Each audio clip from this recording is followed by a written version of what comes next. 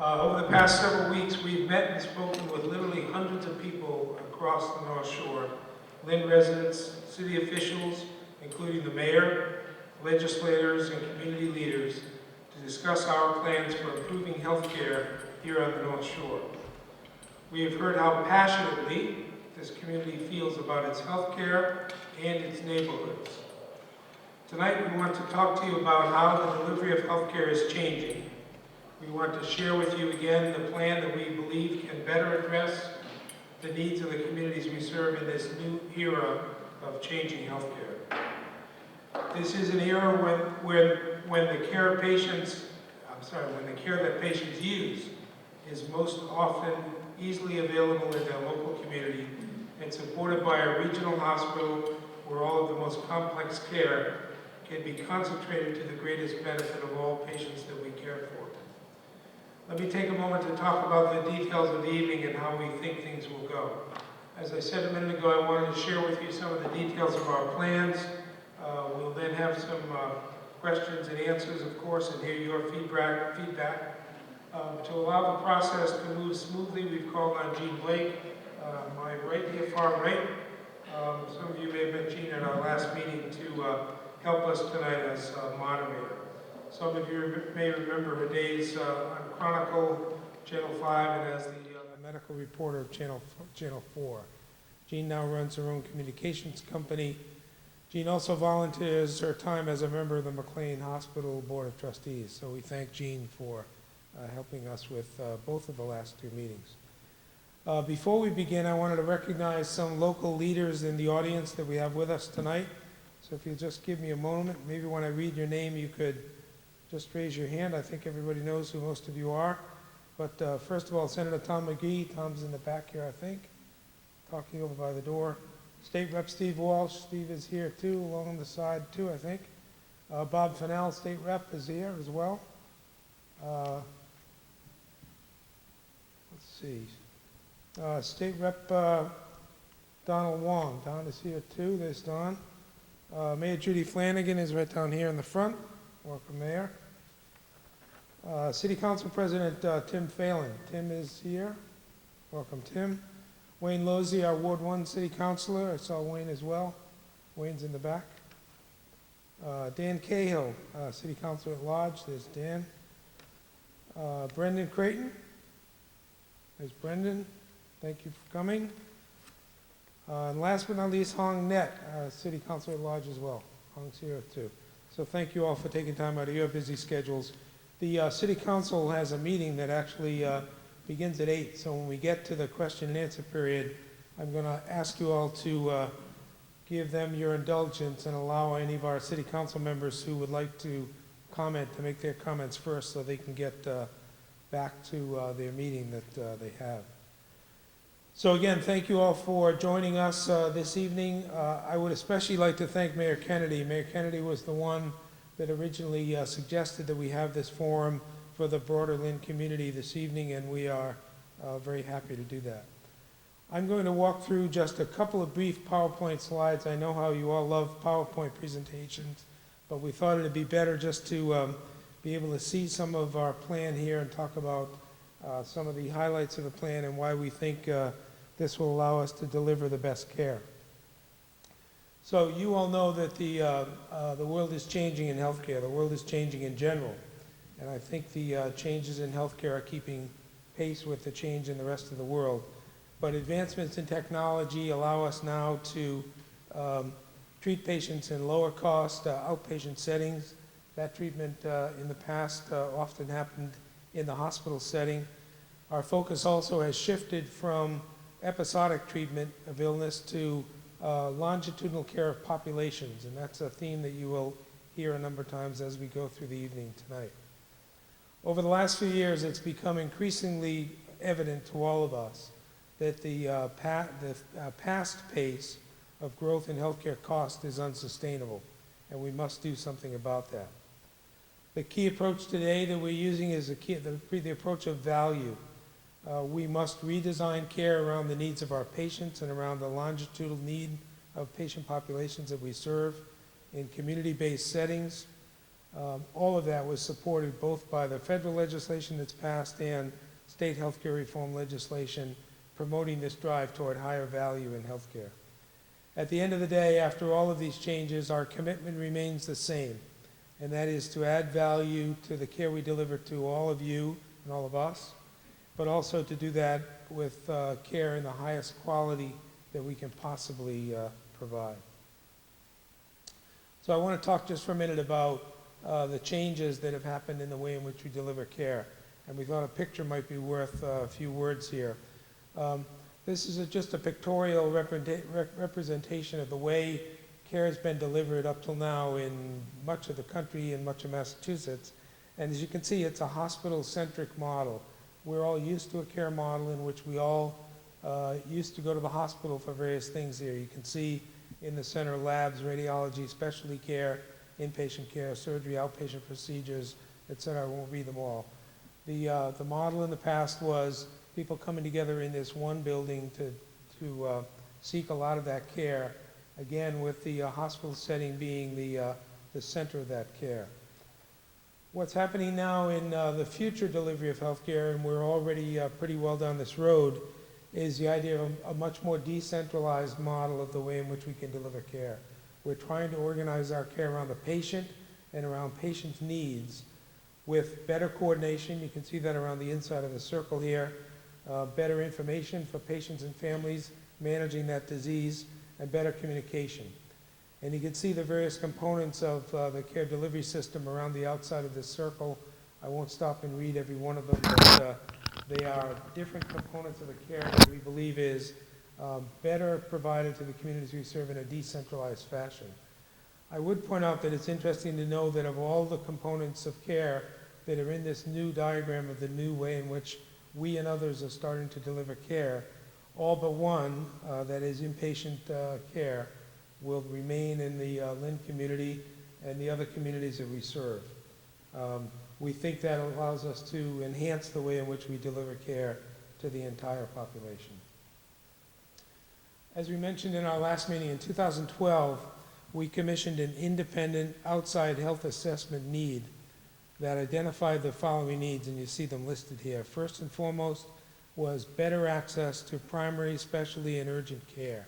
And as you'll hear in a minute, and you may have seen in previous discussions, this plan does provide that better access. Better access to behavioral health care was a very important tenet in the needs assessment as well. And then greater support for chronic illnesses, including things like obesity and diabetes. I thought it'd be helpful tonight just to give you a picture of the way in which we provide our care and some of the numbers on the way in which patients get care at the North Shore Medical Center. So you can see, starting at the bottom of this chart with outpatient visits, 485,000 visits, and working its way up to the top with ICU stays of patients in our hospitals. This slide illustrates that the vast majority of the care we provide is in outpatient and emergency services, and this does not change that provision of those care, the care in those categories in the future plans that we're discussing at the moment. So let me just take one quick minute and run through the plan that we've proposed, just in case anybody is not fully up to speed on this. The plan provides better access to the services patients use with most expansion in primary, secondary, and urgent care throughout the community. It builds a center of excellence in primary care on the Union campus.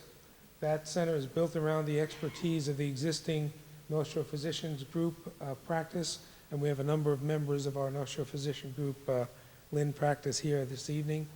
There is in that practice also specialty and urgent care that will allow patients to get access to those much needed services, laboratory, infusion, radiology services as well to back up the important program on the campus.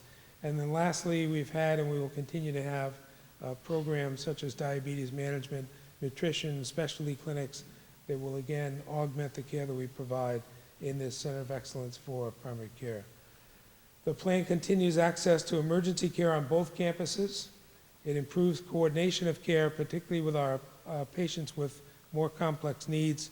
You'll hear a little more about that from one of our colleagues tonight who will talk more about this journey to patient-centered medical homes and the way we provide care. As I've mentioned in the past, this plan creates a stronger regional care system by consolidating all hospital-based medical and surgical services on one campus at Salem, constructs a new state-of-the-art emergency department, adds 2 new inpatient units with all private rooms providing the latest in family-centered care, and reconfigures key access areas to the campus as well. The plan also develops, a Center of Excellence in Psychiatry and Behavioral Health operated by the Massachusetts General Hospital.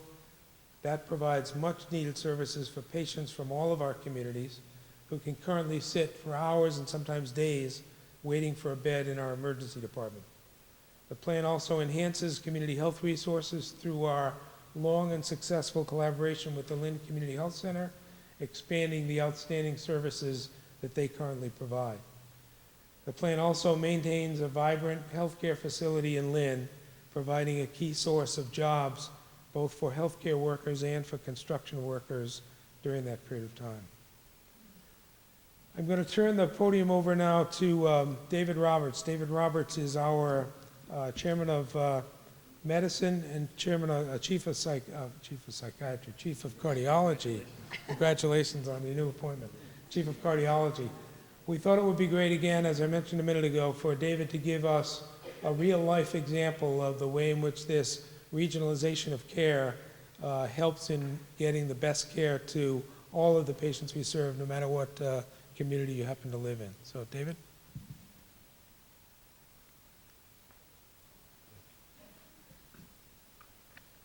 Thank you, Bob. I just wanted to say that I've been practicing cardiology in Lynn and Salem for 28 years. And what I want to do is take you through how the care of a heart attack patient has changed over that time, to give you the idea as to why we need to concentrate services in one location in order to provide the best possible care. So just take you back 28 years ago. If you had a heart attack on the North Shore, it really didn't matter pretty much where you went, because the care was medication, things we could get through your intravenous, but there wasn't a whole lot we could do about the blocked artery that was causing your heart attack. Fast forward a few years later, there was a drug you could get intravenously that would help dissolve the blood clot, but it only worked about half the time. And if it didn't work, you would suffer heart muscle damage and you'd be at risk for developing heart failure and a lot of other consequences. So now that's how we took care of heart attack patients 20 years ago. And so it really didn't matter whether you went to Salem or whether you went to Union. That was basically the standard of care. So now I want to fast forward to how we take care of heart attack patients today and talk about the concentration of docs and resources to do this. So everybody knows pretty much now that the proper way to treat people with heart attacks is to open the artery as quickly as you can. And you can do that with a balloon, angioplasty, and a stent. And in order to do that properly, you need to do it rapidly, because the sooner you open an artery, the more heart muscle you save, and the more likely you will survive the heart attack. So the current state of heart attack care on the North Shore is there's a cardiac catheterization laboratory at Salem where it's been for 40 years. It is staffed 24/7 by technicians, nurses, and interventional cardiologists like me that are on call all the time for patients who might be having a heart attack. We trained all of the paramedics on the North Shore to interpret EKGs so that they would know if someone was having a heart attack. So as opposed to 20 years ago, you'd have chest pain, you'd sit around at home, you'd eventually drive yourself to the hospital, and there wasn't much we could do. Now, if you call 911 on the North Shore and you're having chest pain, the paramedics come to your house, they do an EKG in your bedroom, and if they identify that you're having a heart attack, that paramedic triggers the team. So from your house, my beeper goes off, 2 nurses, a tech, and we jump in our car and we're driving directly to the cath lab at Salem Hospital. Generally, we arrive before the patient does. The patient bypasses the emergency room because, again, time is muscle, comes directly to the cath lab. This is a $2 million room full of equipment. And usually within 16 to 18 minutes of arrival, I can fix your heart. You get your artery open, your pain goes away, and we save that heart muscle. You go home 2 days later, and your life expectancy is not affected from this heart attack because we moved that quickly. If in the cath lab I find that there's something that I can't fix and you need urgent heart surgery, we have another team of 8 people on call ready to go to take you directly to the operating room and fix your heart in that moment. And again, this is where minutes matter. So the operating room is 30 feet from the cath lab. We have 2 heart surgeons on call, and we'll fix your heart in that moment. Given that technology, the chance of surviving a heart attack, the chance that your heart will be more preserved is much, much, much higher than it was 15 years ago. And we can't have that kind of technology in 2 settings, given the investment, given me and my colleagues. So that's really the concentration allows the people of the North Shore to have state-of-the-art heart care. And to that point, just 2 days ago, we were told that we were ranked in the top 50. North Shore Medical Center was ranked in the top 50 hospitals in the country for cardiac care. That means that wherever you live, you're 4 miles from a top 50 heart hospital. That's what regionalization has done for the people of the North Shore. That is really hard to do in multiple locations. So that's just one of many examples where if we concentrate expertise in the physicians and the technology and the resources, we provide better care. So our heart attack care on the North Shore is infinitely better than what it was before. And so that's just one of many examples I can give in the Department of Medicine where concentrating the high technology that you need is best in a single location. People come to the hospital now for really, really serious illness. And to treat really serious illness, you need a lot of technology and you need instant reaction from highly technically trained specialists. And that is really difficult to deliver in multiple locations. But I just wanted to give you that example of, you literally are 5 miles from some of the best cardiac care in the country. I think that's a pretty good thing. I'm going to show you a video. Oh yeah, so I want to show you a video of what we do in the cath lab.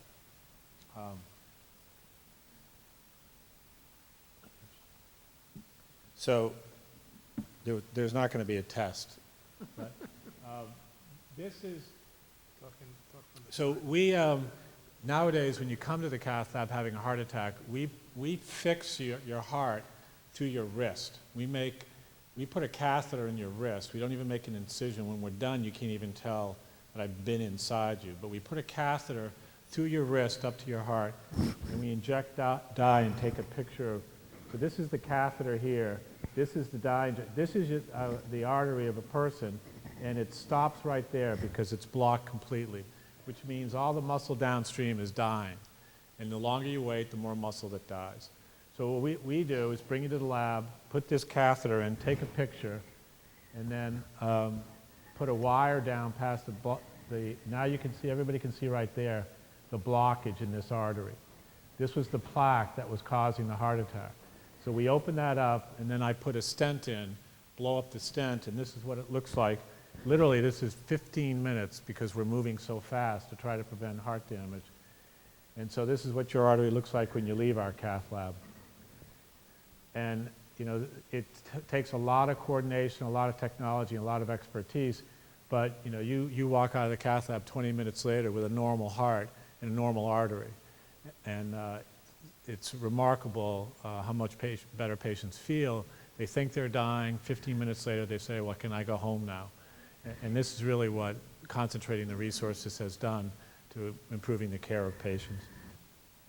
Great, thanks. Thank you, David. So I want to switch gears just 1 minute and talk a bit about another important clinical issue here. I've mentioned before that improved access and focus on wellness, care coordination, and communication means better care for all of our patients, especially those with complex needs. Our colleagues at the Lynn Community Health Center and our physicians of the North Shore Physician Group have been at the forefront of pioneering work to build what we call patient-centered medical homes. These are the physician practices that take longitudinal care of each and every one of us. And Maury Magoo is our leader of primary care. I've asked Maury to tell us a little more about how that works. You know how to turn the video off? Yeah. Thank you, Bob. You know, it's really not fair to follow David Roberts with his fancy video and saving lives and racing you by an ambulance to the hospital. Kind of reminds me of the last time I was asked to talk about primary care. I had to follow the guy at the Brigham that had bilateral hand transplants, and you would watch him holding his grandchild for the first time in his life, and then they say, and now Maury Magoo is going to talk about primary care. So anyway, thank you all for coming out and showing such an interest in your health care and in the health care of your community, because you're the reason that we're all here. And I hope that none of you ever need to race David Roberts to the hospital by ambulance. And I hope that all of you need the care that we plan to deliver with a primary care center of excellence. So I'm an internist. I've been practicing in Salem, but on the Salem-Lynn line right next to the Walmart for about 25 years. And I started out as a solo practitioner, and now I'm medical director of primary care for this system that Bob talked to you about that's changed so much, where the focus has gone from being hospital-centric to being outpatient-centric. And tonight we're very happy to be joined by some of my colleagues. And these doctors actually practice here in Lynn and practice at the Union campus where we're planning our primary care center of excellence. Dr. Peter Scheckman, I think many of you know Peter. He was one of the founding members of North Shore Medical Group, and he's dedicated his entire career to the health of the citizens of Lynn. He specializes in both internal medicine and infectious disease. He started the first HIV clinic here in Lynn, and he's now the board chair of Project COPE.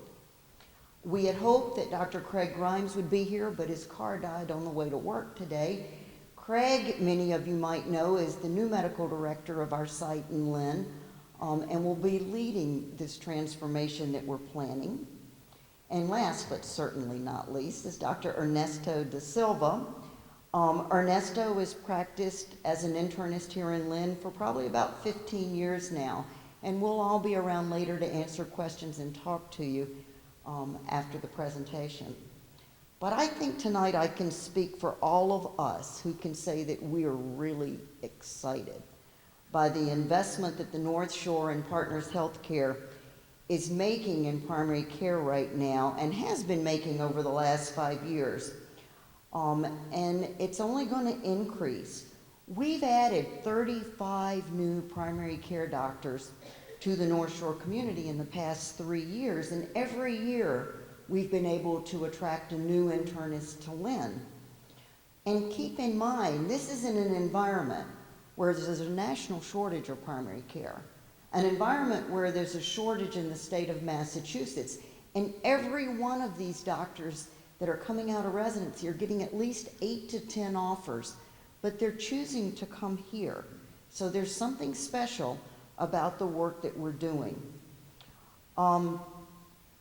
And just as important as the medical center's commitment is to primary care is this journey that you'll hear about over and over again, called the transformation to a patient-centered medical home. And I just want to take a few minutes to explore with you a little bit about what does a patient-centered medical home mean to you? Well, it means that instead of organizing care around the hospitals, we're going to organize the care around you, the patient. It means that we now have nurses in our primary care offices who help the patients with complicated medical conditions get the care they need. They might be coordinating the care with specialists, or the VNA, or the rehab, or calling to follow along with your care, whatever hospital you're in, anywhere in the country. They frequently call our high-risk patients weekly just to see how they're doing, to see if anything's come up that we need to address. It means that in a primary care office that's a patient-centered medical home, you're likely to get very in-depth teaching about your disease, whether it's hypertension or diabetes, because we have nurse specialists in our office. It could mean that a social worker helps you when you come into the practice. Could be for counseling, could be for financial issues, could be she's helping you obtain the right to get certain medications, could be she's helping you with transportation needs. And all of this hopefully will take place when you're in your primary care physician's appointment. When I first started practice, if you were dehydrated, I sent you to the hospital to get IV fluids. You might even get admitted.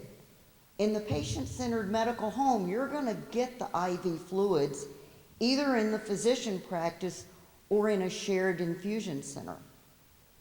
Not too long ago, if you called the office and you said, I'm just too sick to get to the office and I'm too weak to drive, the response you'd get was, well, you better call an ambulance and go to the emergency room.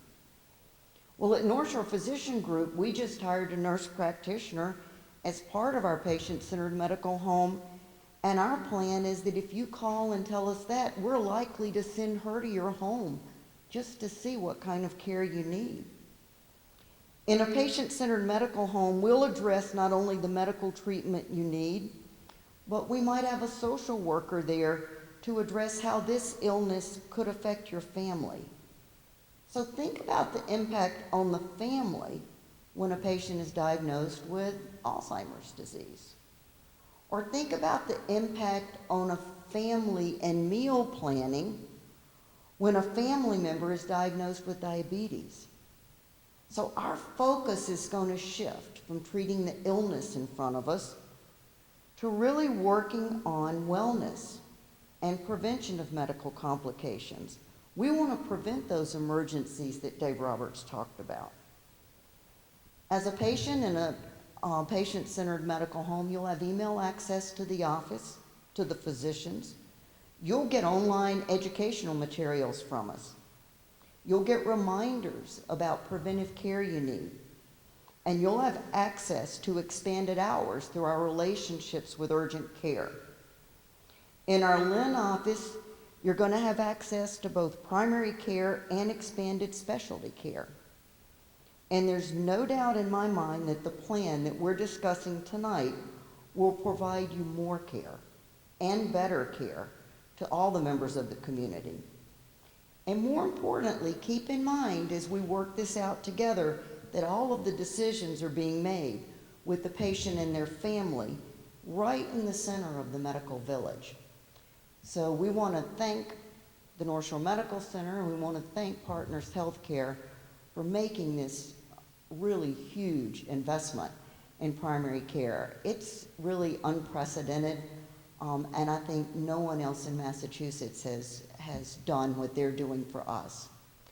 At this point, I wanted to see if maybe Peter Scheckman wanted to just say a few words about what he thinks this will bring to the Lynn community. Thank you. Thanks very much, Maury.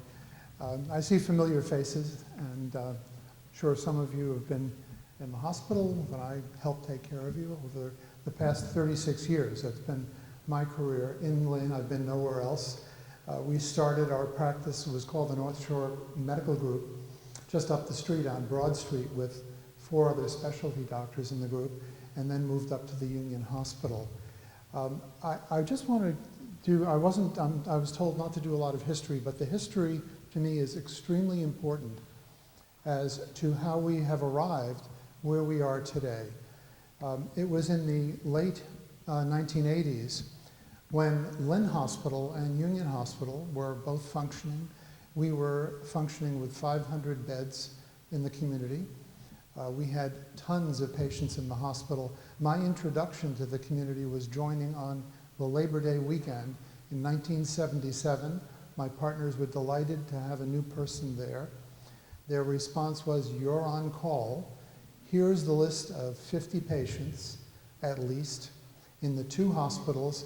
We'll show you where they are. Oh, by the way, we're admitting through the emergency room.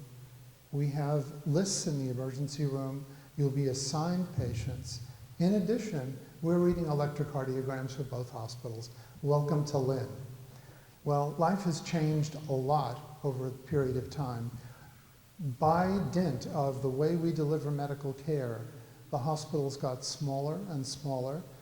The Lynn community could no longer support 2 hospitals for a whole variety of reasons. Back and forth, as most of you remember, we went to Lynn, we came back to Union. We wound up with about 150 to 200 beds at Union. Still further contraction, and at the time, Terry McGinnis and I were on the board at Union. We fought hard to figure out how can we keep our hospital alive in Lynn. There were requests to join many different hospital communities. And in fact, you may remember, there was a time when the administration of the Union Hospital elected to join the Leahy Clinic. There was never a formal merger, but there was a sign out in front of Union that said an affiliate of Leahy Hospital. The physicians who were practicing in Lynn felt this was a bad decision, not because Leahy wasn't a strong institution, but we had another opportunity, and that was to become part of the Partners HealthCare network by joining the Salem Hospital. And it wasn't just the Salem, it was at that time that Salem was recruiting medical groups. Our group was one of them, to become part of a much larger group, which is now what you know as the North Shore Physicians Group. We joined that group because we felt that for our future, that is the future of our work in Lynn, for you, this was the strong decision to become part of the Partners HealthCare network. And it is so clear to all of the physicians that we made a very good decision. Look where we are today. We have the strongest healthcare. We provide excellent healthcare. We have the opportunity of developing something which is unusual for our community. And when I say ours, I'm part of this community. This is where I have my health care, and I couldn't be happier with it. If you don't mind, I want to just make one comment about, one comment, only one, about something that I heard at the meeting that we had up at Union Hospital. And that was a comment that was made about the number of calls that went to the emergency room and patients who eloped from the hospital. I have a wife who worked in the emergency room at Union for a number of years. I've worked there forever. I know because the family that I'm part of are on the police force in Lynn. I know what those calls are all about. They are not mental health calls. These are calls for ill, primarily alcohol-addicted and drunk patients who are obstreperous in emergency rooms and who then also cause all kinds of problems in the community. We do not have a problem with people with mental health roaming the streets in Lynn, nor will we when we move to our new Lynn Hospital or Union Hospital mental health services. Thank you. Thanks, Peter. Thanks, Peter. So in deference to the members of the City Council that are here, I'm going to try to shuffle the schedule here a little bit. We still have our colleagues in psychiatry who wanted to make a few points, but I'm going to suggest we hold that and let any member of the council who would like to make a statement or ask a question come forward. And I know they have to be back over to chambers by 8 o'clock, so just to make sure that you all get a chance. Thank you, Bob. Thank you, board members, North Shore Medical Center. We're hearing a dazzling presentation that I don't think anybody is disputing, especially the doctors here. You know your business. I think, though, that we've heard from a lot of residents in Lynn over the past few weeks, a lot of concerns and a lot of unanswered questions. You're telling us the business plan, you're going in depth to how it's going to work, but you're not telling us yet the questions and concerns that we have as a community. You're changing the character of our hospital, your hospital, and we're not seeing the benefits fully here. We read in the newspaper things going on at Salem, other communities. And it seems like Lynn is going to get the short end of this business decision. And we're upset, and I think for the sake of brevity, I think that's what I'd like you to focus on is what are you planning on changing? Are you willing to compromise the questions and concerns that we have that are unanswered? And we just feel we're getting the short end of this step. Thank you.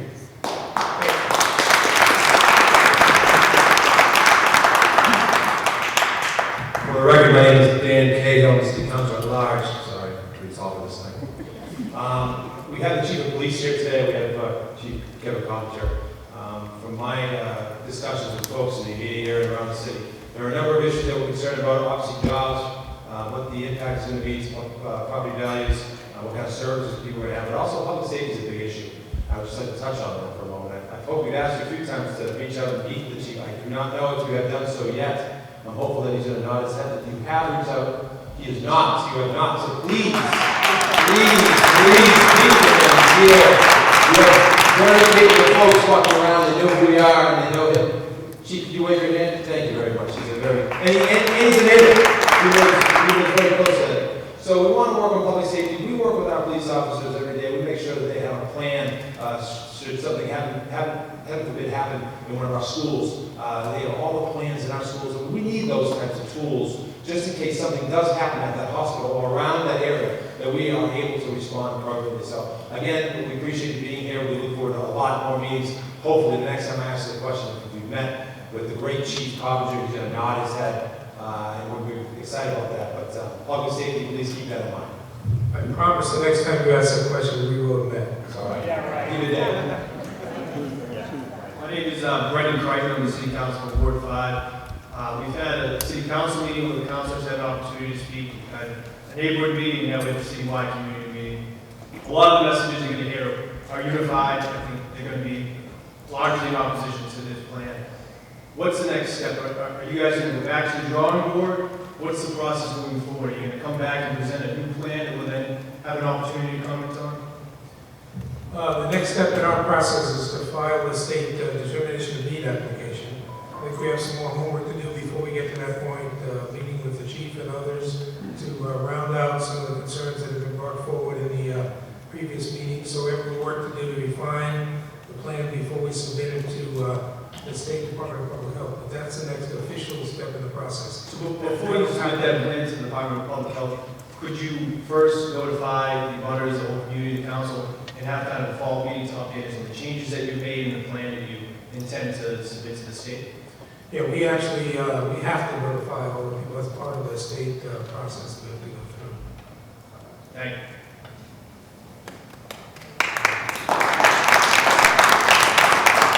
Good evening, Mr. North.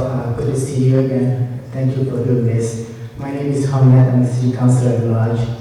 To make it short, just want to let you know that we have met a few times and you hear our concerns, not just one resident, all of the city right now. And I just want to ask you, please consider listening to our concerns because we really want the hospital to be a Lynn. So this is a great city and we need a hospital. So please consider listening to us as well. And I know you have a plan already, but we need you to listen to us. Okay, and I hope you consider that. Thank you very much. Thank you. So I think that's all of our council members. It was 8, probably had to go back to get the meeting started. But if you will bear with us for 1 minute, we have one more part of our presentation that we'll do, and then we'll go to open questions. So I would say the part that of our plan that got the most discussion at the last meeting and maybe the least understood is the part that relates to our Center of Excellence in Behavioral Health.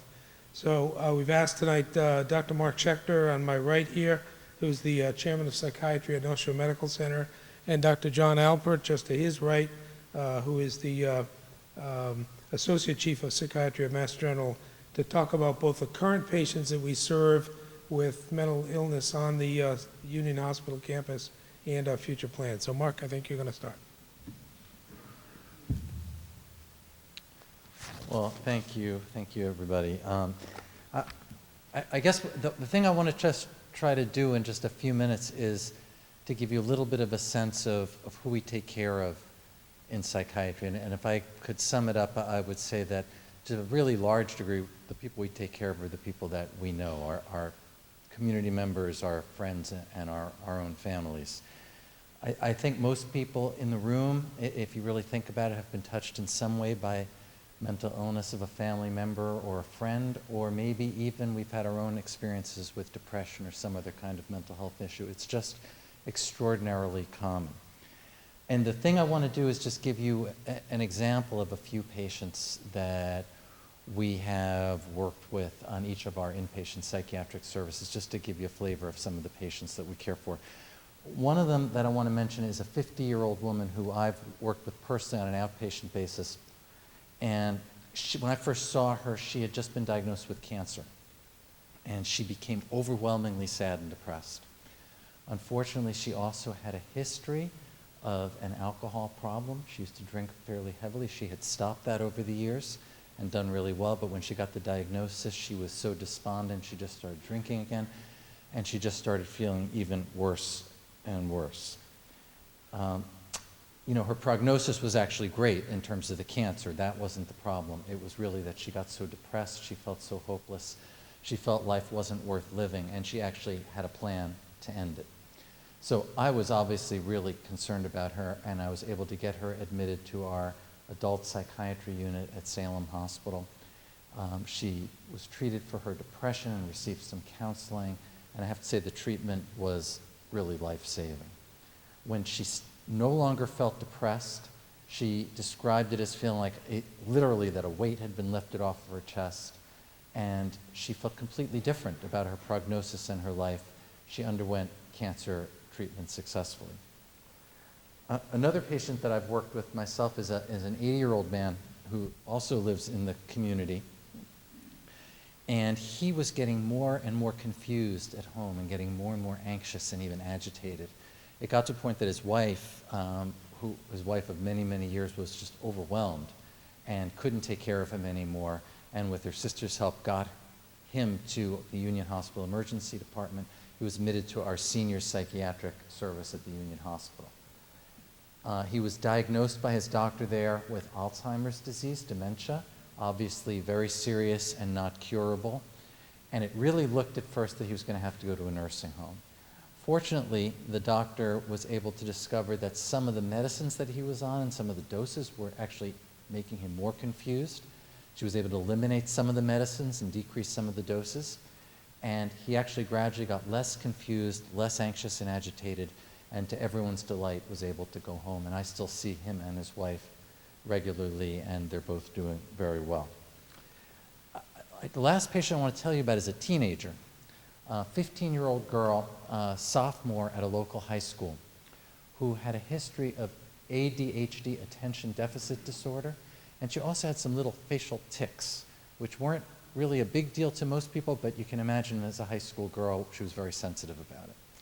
Unfortunately, she became the target of really significant bullying in school, not physical, but really verbal harassment. And she was getting more and more anxious and quietly depressed.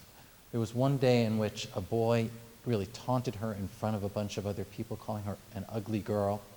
And she felt so desperate and alone that when she went home, she made a plan to kill herself, and she actually made an attempt. Fortunately, her parents came home just in time and were able to get her to the hospital, and she was admitted to our pediatric inpatient psychiatry service at Union Hospital. When she was there, she got medication to treat her depression and her ADD, but just as importantly, she got counseling to help her with how she felt about herself. And the thing she said, I just want to read this quote. She said, "This is the first time I felt like someone has taken the trouble to understand who I really am, not just blow me off or make me feel bad." It's now 2 years later, and I know from my colleagues who work in our outpatient pediatric child psychiatry department that she's doing really well. So what I just want to say is that all of these patients have one thing in common.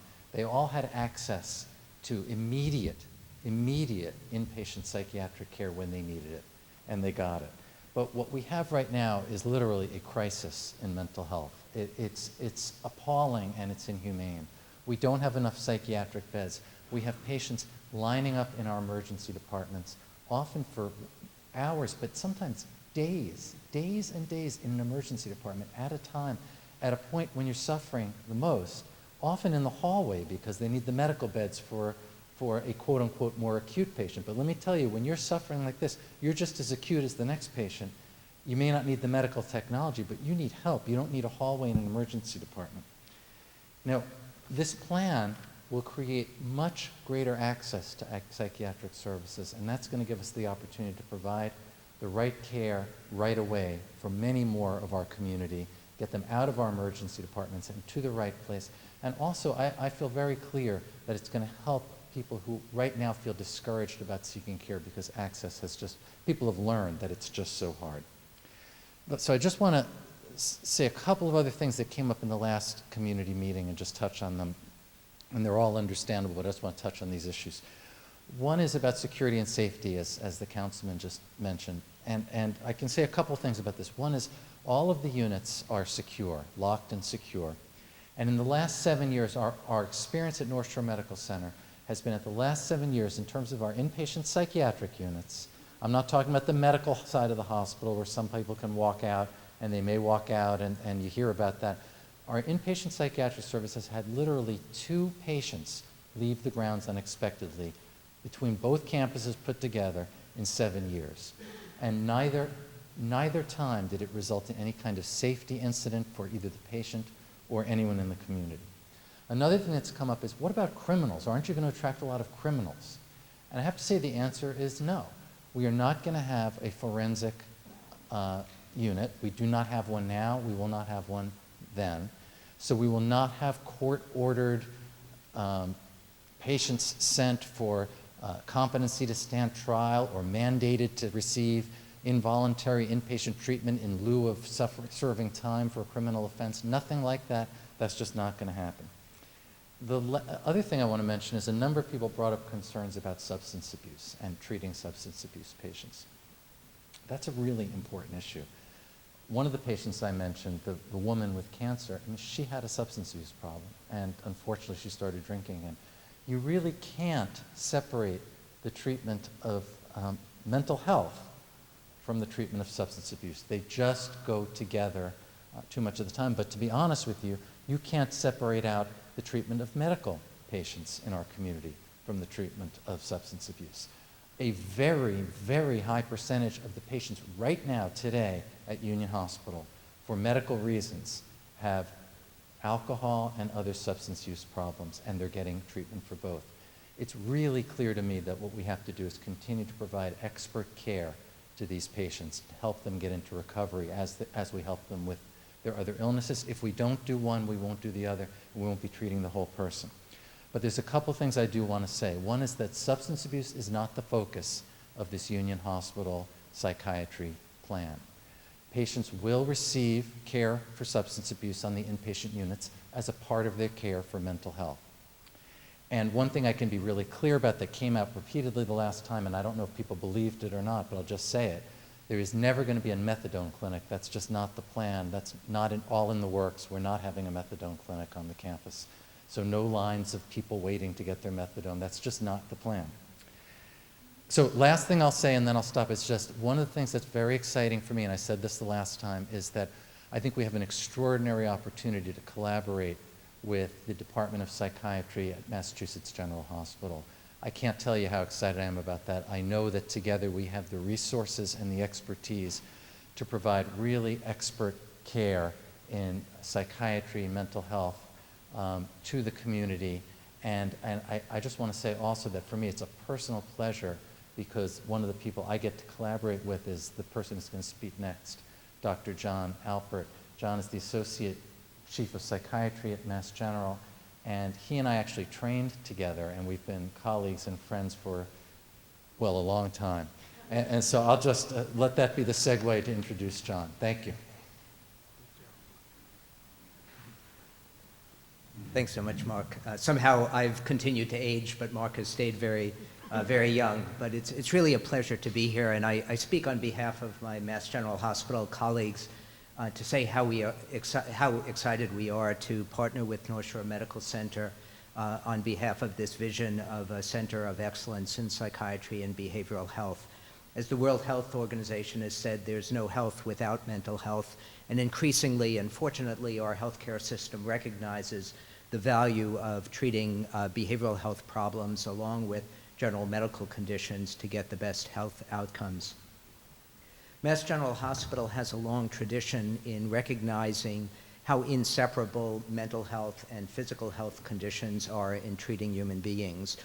Human beings, like ourselves in this room, don't have a choice in what afflictions we suffer from. At a given time in our life, it might be an affliction of mind and brain. At another time in our life, it might be an affliction of some other part of our body.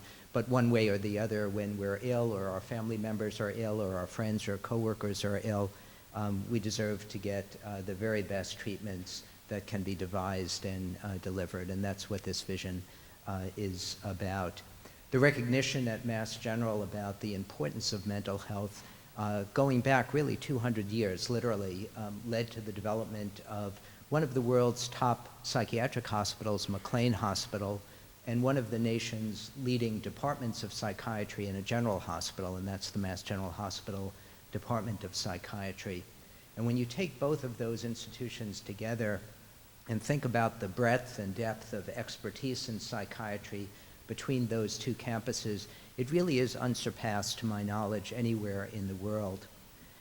And it's that expertise that we very much look forward to partnering with North Shore Medical Center so that we can deliver to the North Shore and to the Lynn community the kind of innovative care of the same quality that we strive to deliver to the MGH and McLean campuses. So thank you for allowing me to participate in this. Great, thanks, John, and thanks to all of my clinical colleagues for their part in trying to help us all understand how this will benefit each and every one of us. So I'm not going to read this last slide. It's been up there for 15 minutes. You've all read it 3 times. So I'm going to spare you from that. So I'm going to turn the program over to Jean now and let her take on her moderator role, and then we'll get into the question period. Rob, thanks very much. It's great to have an opportunity to be back with folks from Lynn tonight. Thank you so much.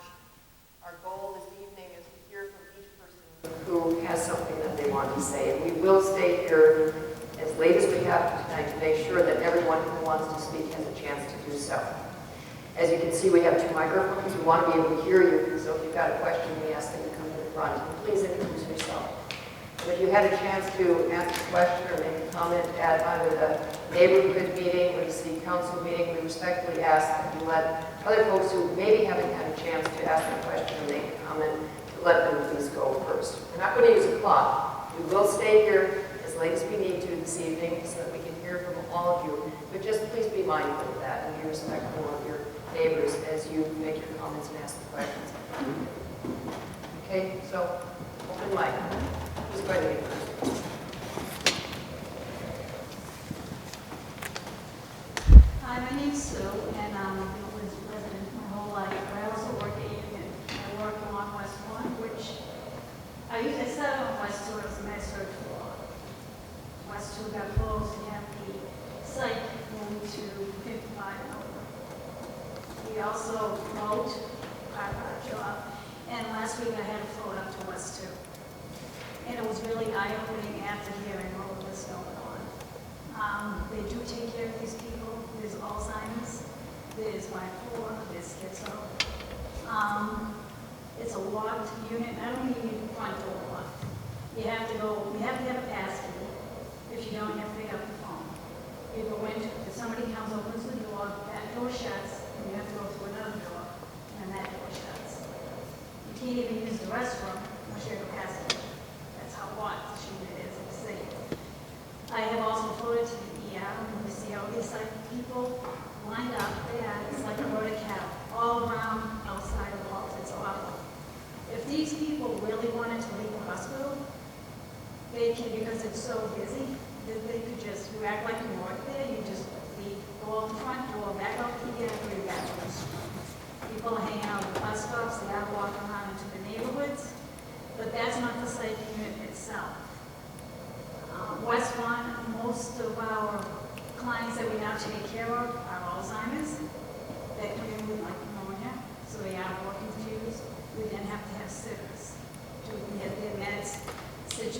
can also get the pneumonia antibiotics.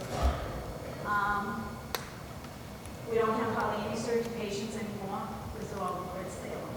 If you came to Union, you needed an MRI, you either go to Centennial or you have to go to Salem.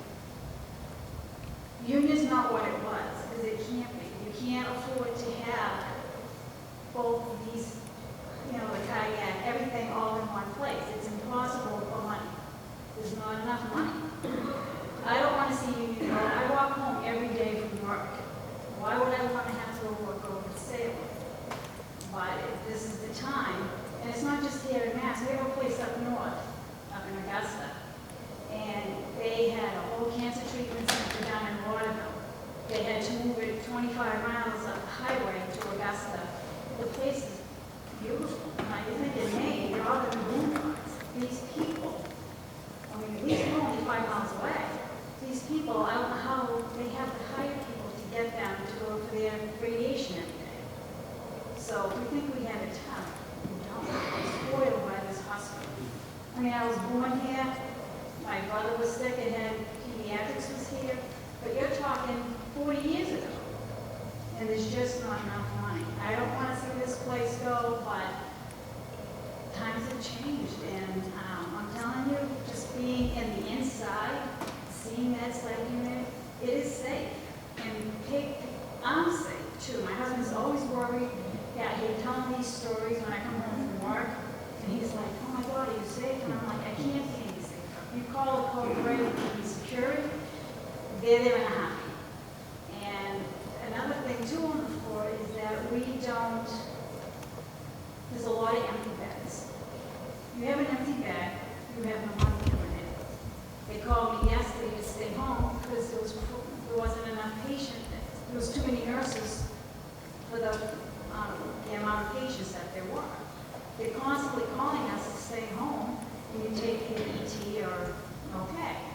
Well, eventually, you're going to have layoffs, and that's to keep out too.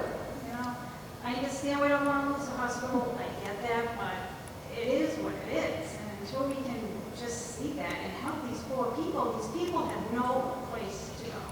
No place to go, and they need your help.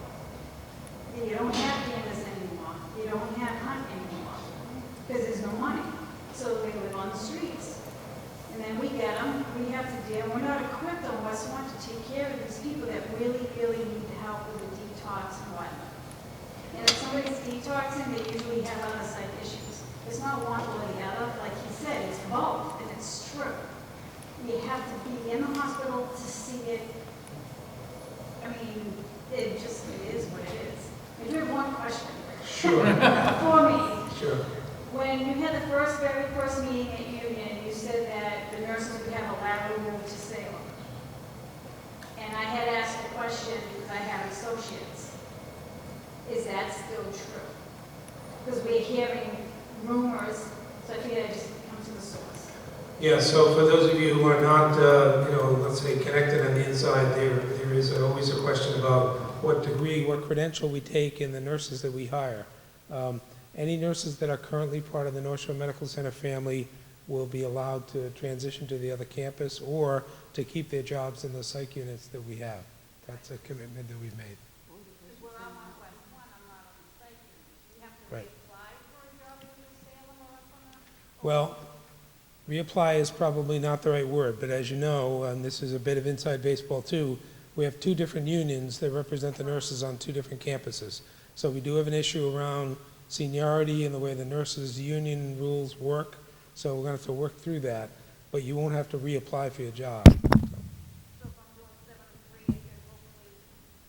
Well, I can't answer that specific question for you because, as you know, it has to go by the seniority rules of the union, which your current union has to go by too. So thank you for your comments. I've never met this young lady before, so I just want you to know I didn't put her up to this. But it's just great to hear from somebody inside, and thank you for the great work you do.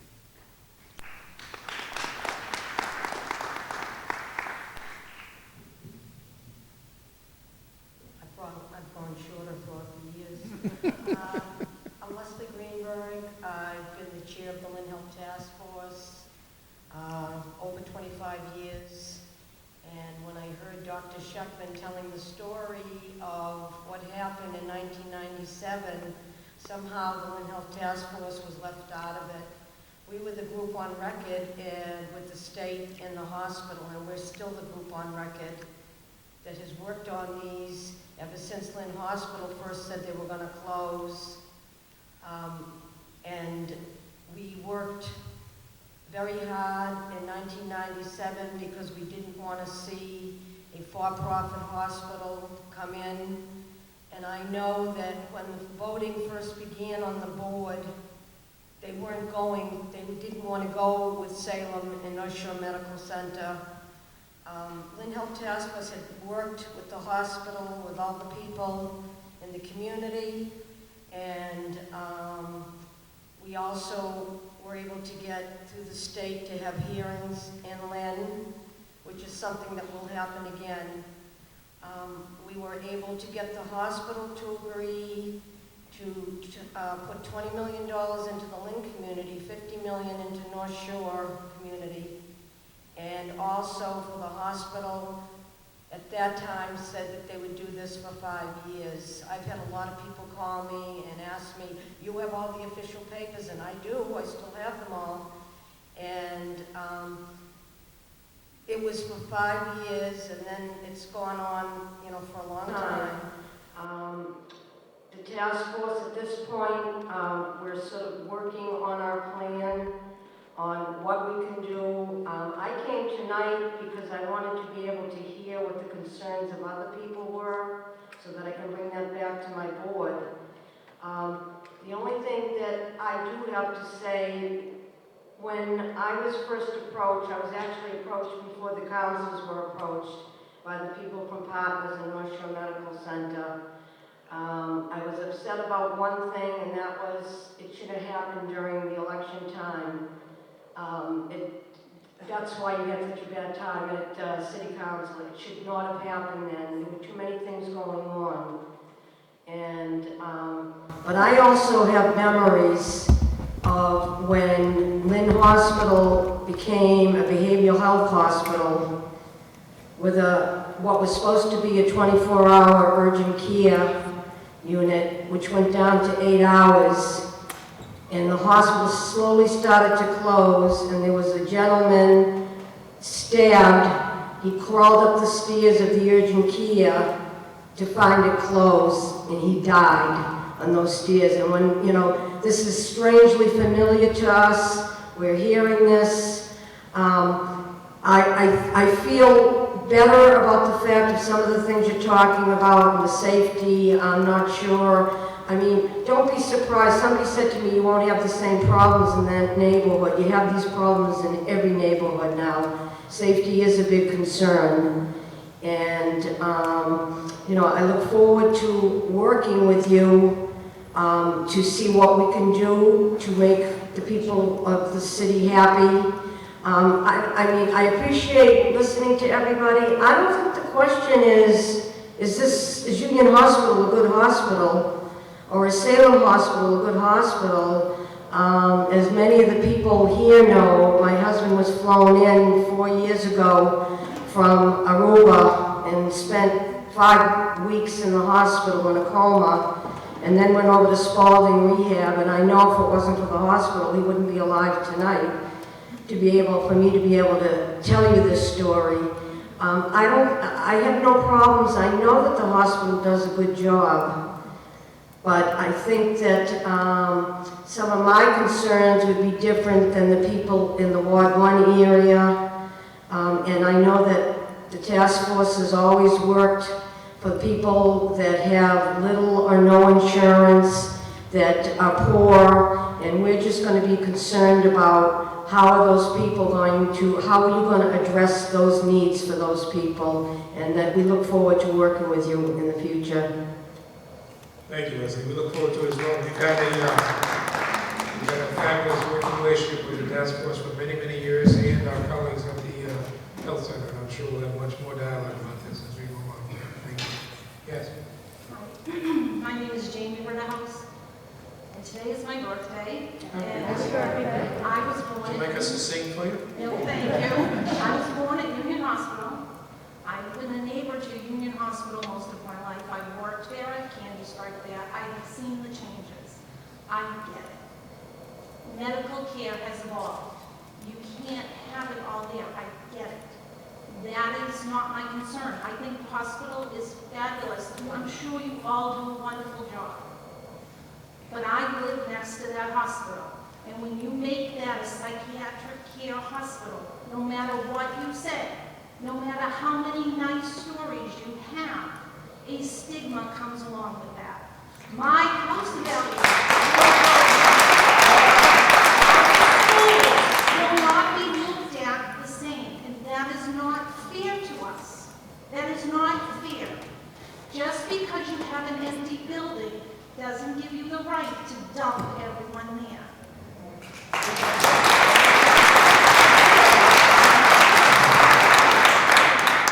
We're not dumping anyone. Well, And let me finish.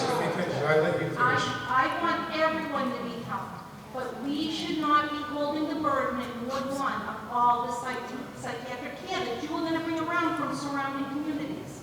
And you can say whatever you want. We are not naive people. We know what comes along with that. We all want to help people. We are not bad people. I get it. I never said anybody was. So You in a slightly condescending way over these three meetings. No, Yes, you have. I haven't tried to. If I have, I'm sorry.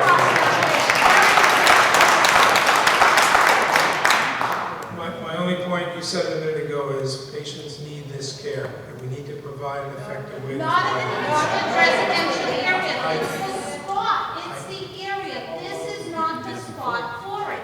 It is between two elementary schools. The middle school bus stop is right out front. The neighbors are touching the hospital. This is not the spot for it. We all know it's necessary. We all have people we love that need this care. This is not the spot for it. I understand your point.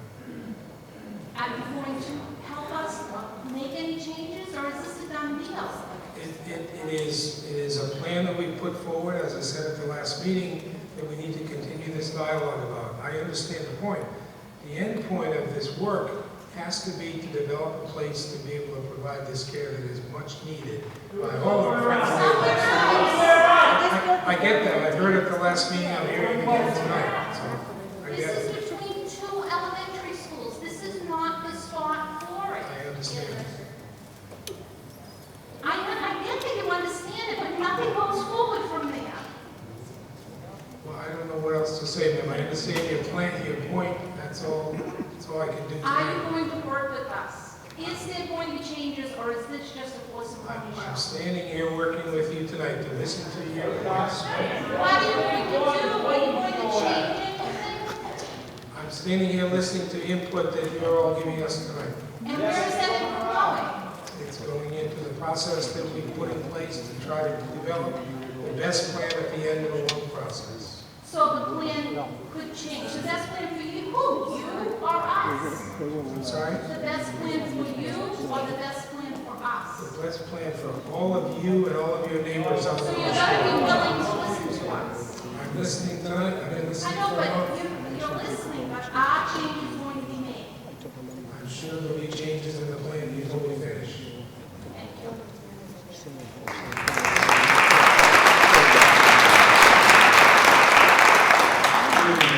Bob Sarah, I live on Dock Street right behind the hospital. A couple of points I want to make is, one, I dispute, two, that you only had 2 incidents, because I know I was one of them. Okay, 2 years ago I had a home invasion, he was running a hospital, Johnny, and I don't think it was a fashion statement. Secondly, there's a lot of money involved in this. We're talking about $111 million to Salem, 40 million to Union. And we've also got 2 other hospitals involved. Lawrence Memorial Hospital is part of the plan, and so is Melrose Lakeview. Now, I've heard numbers thrown around over there too. 100 million to Lawrence Memorial and 300 million to Melrose Lakeview. That's a ton of dough. Has there been any alternatives looked at besides my backyard, right in the middle of a residential area? What were the other alternatives you looked at? Well, we've looked at a lot of different ways to organize service. I can't go through each one of them tonight. We've looked at a lot of them. I get your point. I get your point at the last meeting, and I think the meeting before that too. And I think your point... I've got a suggestion. Let me finish, if you will. Sure. I think your point is that you don't want it in your backyard. I've heard that point. I've heard it loud and clear. We need to include that point in all of our thinking going forward. At the end of the day, as my clinical colleague said a minute ago, and many of our patients have said, these patients need care. And it's our collective obligation as a community to find a way to develop that care for these patients. That's what we're trying to do. That's what we're trying to do. I realize that. My heart goes out to these people. Mine too. Okay. Mine too. Has anybody looked at the New England Memorial over in Stonehenge? You've got an enormous facility over there that's empty. The campus is big. It's on a lake. I think there's a fire-better facility going right in the middle of a residential area. Well, it's not our service area, so we haven't looked at that. It seems as though your service area is growing leaps and bounds every 6 months. It's a suggestion. Okay, thank you for your suggestion.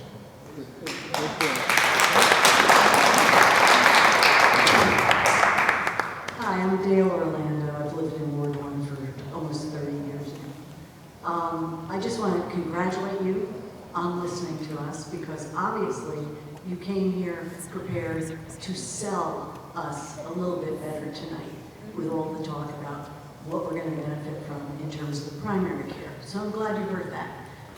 What the point is that I think that we have not been able to achieve yet is that the greatest concern in Ward 1 is that, not NIMBYism, because obviously we've had over 30 beds for Lynn residents for mental health and behavioral health at Union Hospital for a long time. Nobody has peeped anywhere in this community about that. Our concern is that your plan seems to be to bring other people in here from other parts of the region and then release them, and we don't know anything about your discharge planning. We don't know if that includes a bus ticket back to Melrose that I can take to the local store and cash in for a pack of cigarettes and go hide in Lynn Woods and end up screwing up our water treatment system. We don't know that, okay? And you don't either, because, or if you do, you're not sharing that with us. So I think it's time for you guys to start listening to our real concerns, which is what it is you're doing to our Ward 1 neighborhood, as well as what it is you're doing in terms of the expansion of primary care, having to move services. We get the consolidation, we get what's happening in care. I'd love to see a triangle that shows before and after in terms of your pyramid, how much care is already here in Lynn, how much care will remain here in Lynn in each of those categories. We'd love to see that. You know, on the other hand though, what we feel like we're getting is just told that all these people are going to be bussed in here. They're going to end up getting dumped onto our streets with no discharge planning. That makes sense because it is a residential neighborhood. It's not a 3-decker neighborhood. In Lynn, you could just as easily build 3 stories up above Lord Berry's, health center and do your thing down in downtown Lynn. And I think we'd get a lot less resistance from this community. What you're talking about is taking a residential neighborhood with schools, with a kindergarten across the street, and with Lynn Woods, our water right behind you, and releasing people onto the streets that may or may not be compliant with their medications, may or may not have a place to live, may want to stay near their dosing center, and may end up living in our woods and, running around being vagrants in our woods and doing God knows what in terms of our water system. This is not just NIMBYism. We have some real concerns here in this neighborhood. And so that's one thing that I would like to hear from you, is about the discharge plan. Okay.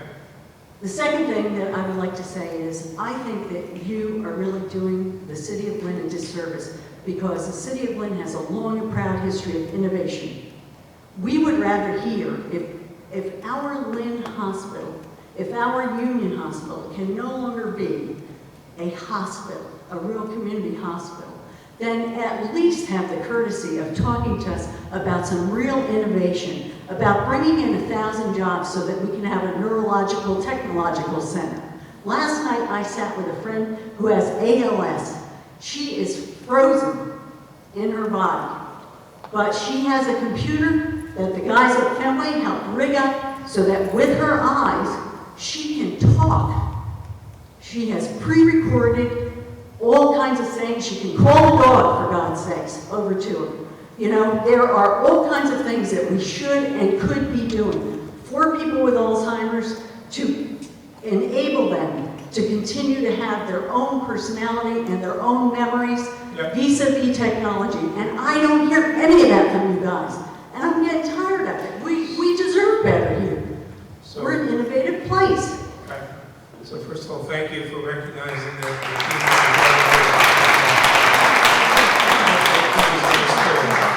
I will say that you've all asked, a number of you have asked what we can continue to work on. I think this question of discharge of patients and how we effectively discharge patients is something we continue to work on, and we should. It's something that we haven't put a lot of focus on yet, but we will. It's part of our conversation we need to have with the chief of police, so we'll take that away, and that will be one of the things we'll work on. Thank you.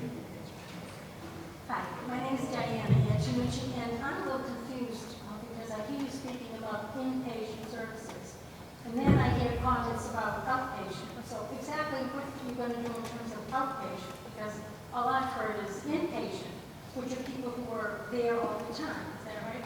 So I'm just like a little clarification on the outpatient. Yeah, so there's already inpatient and outpatient mental health services on the Union campus now. There will be as part of this new plan as well. So you're hearing both pieces, I think.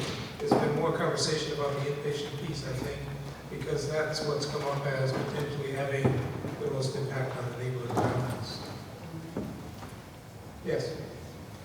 Hi, my name is Lisa Rose, and I am currently the president of the National Alliance on Mental Illness Greater North Shore. Actually in the process of stepping down from that role because of a little bit of burnout from fighting and fighting and fighting to help people out who are living with psychiatric conditions, including a family member of mine. And it's very difficult for me. I don't live in the ward, but I do have a family member who does live with a severe psychiatric condition. And I have experienced being in an emergency room with him for hours and hours and hours and hours with being told there are no beds. We've had beds cut for mental health treatment over the state over and over and over. You can't imagine how good it feels to hear that finally there are going to be some other treatment options for people. It's very difficult for me to stand here and hear people talk about people who are living with psychiatric conditions as vagrants. My loved one was homeless at one point, and I'm going to tell you why. The treatment is horrendous for people living with psychiatric conditions. It's a drive-through treatment system. In the hospital for 3 days, you're back out. You have nowhere to go. Who wants to deal with you in the community because of the stigma? If you have a young adult, many of the people who are running around without treatment right now, mainly because of the stigma, because of access. I also work at an organization as a psychiatric rehabilitation training specialist, so I help train staff who are working with people who are trying to live inclusively in the community with psychiatric conditions. And I've seen and heard some phenomenal stories. And the stories are coming from people who have support in the community. They're not isolated. They're not being told, you can't be here, sorry. You're mental, you're crazy, you're schizo, you're psychotic. You know what? People are people too. The brain is part of our body. And I think somebody mentioned earlier, I think the statistics are 1 in 4 people live with a psychiatric condition. 1 in 5. If you stop and look at this room right here, 1 in 5. And when it hits somebody in your family and you don't know what it is because you haven't been educated, because nobody talks about it, it's horrendous.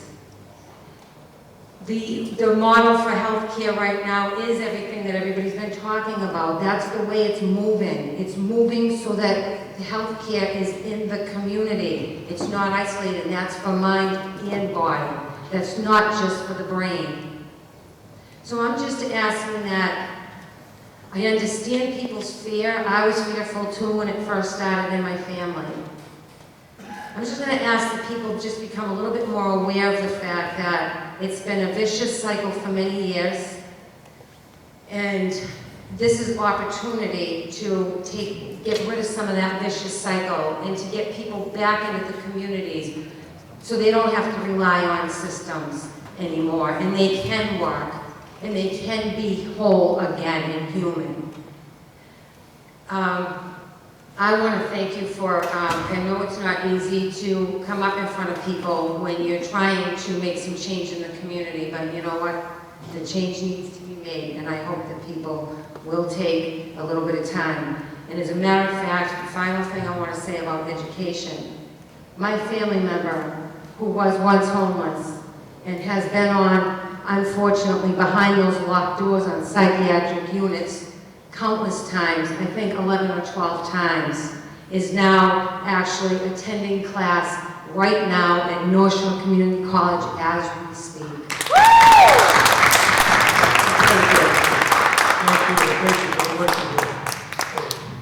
Yes, sir. Hi, my name is Mike Toomey, and I would like to present, if you'll bear with me, what I see as problems in your model. And that, first of all, the plan proposes to spend $300 million between Lawrence and Melrose, $187 million at Salem, and $40 million at Union. There's going to be, in this, I beg, if you want to correct me at any point, I'm going by the articles that are read in the item and the brochures that you've passed out, a net reduction of 200 jobs in Lynn and an increase in jobs at other hospitals. There's going to be a loss of a full-service hospital in the city of Lynn that now serves Lynn, Saugus, West Peabody. There's going to be a loss of behavioral health facilities in Salem, Melrose, Medford, at full-service hospitals. I listened to the doctor here, and he presented the case that the lady with cancer, how she had mental health problems, and she needed medical care. Well, your model doesn't meet that. It also doesn't meet requirements of the state of providing service to mental health patients. So I think there's a fault in that respect. One of the articles stated that the size of the campus at Union dictated its future. Well, the size of the campus at Melrose Wakefield Hospital apparently isn't dictating that future because you plan to expand and add beds there. The model also doesn't stand up to the idea of moving away from in-service hospital care when you're taking all of those services away from Union. At the same time, you're adding 72 private beds at Salem. So how does that move away? How does the model work? And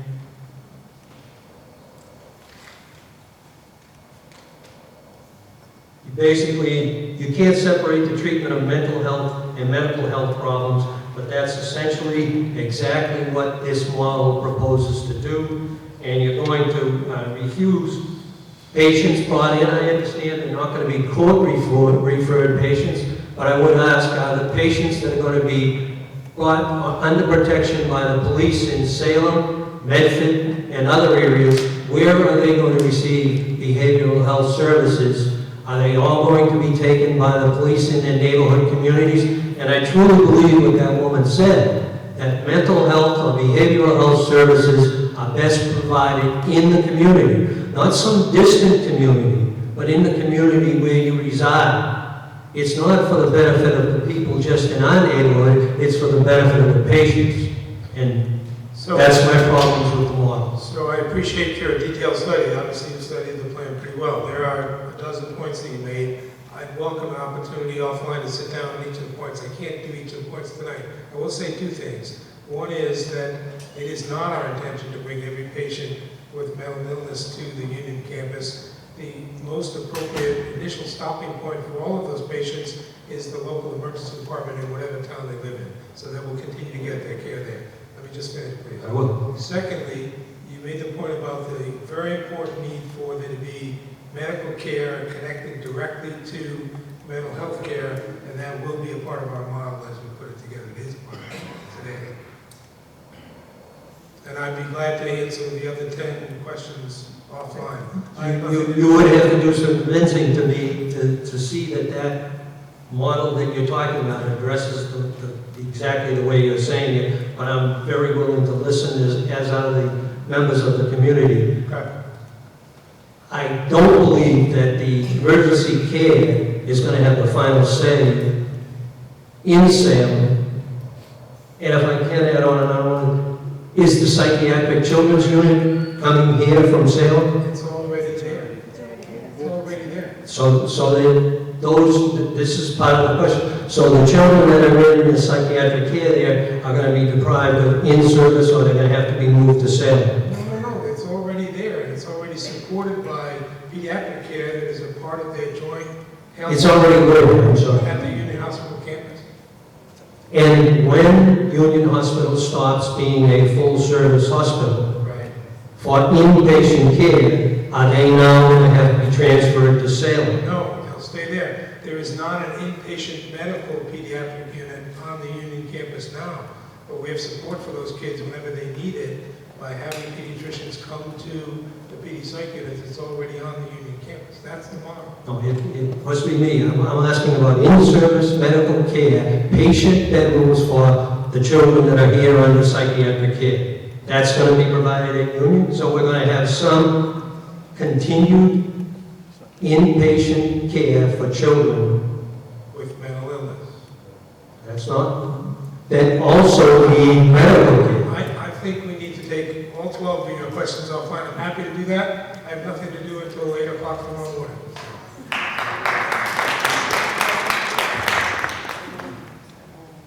Wow. My name is Carol Blake. So as you heard me speak at the first meeting, I think I have a right to speak because of my long-term relationship with the medical center. I've been there since 1961, with the exception of 2 years. Terry came in right after me, kind of grew up together. But I stayed, he left, kept involved. My family, as a matter of fact, I was figuring it out on the way down today between my mother, my brother, my sister, and my 2 sons. We have devoted 156 years to your medical center, to our medical center. It was mine before it was yours. It was.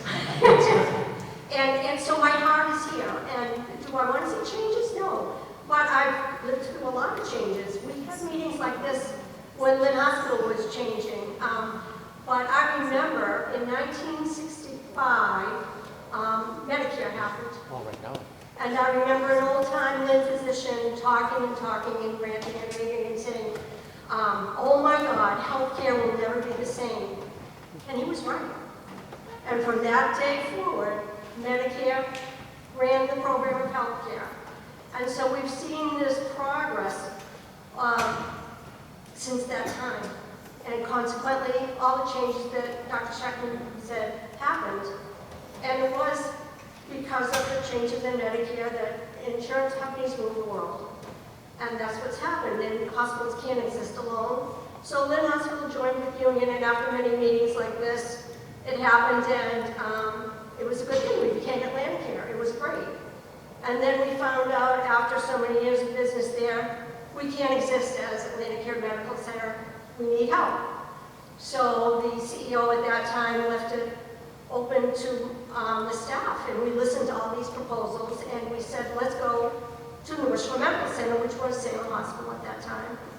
And we did, and we got better and better. And then we learned, well, we can't exist as North Shore Medical Center either. Financially, we just can't.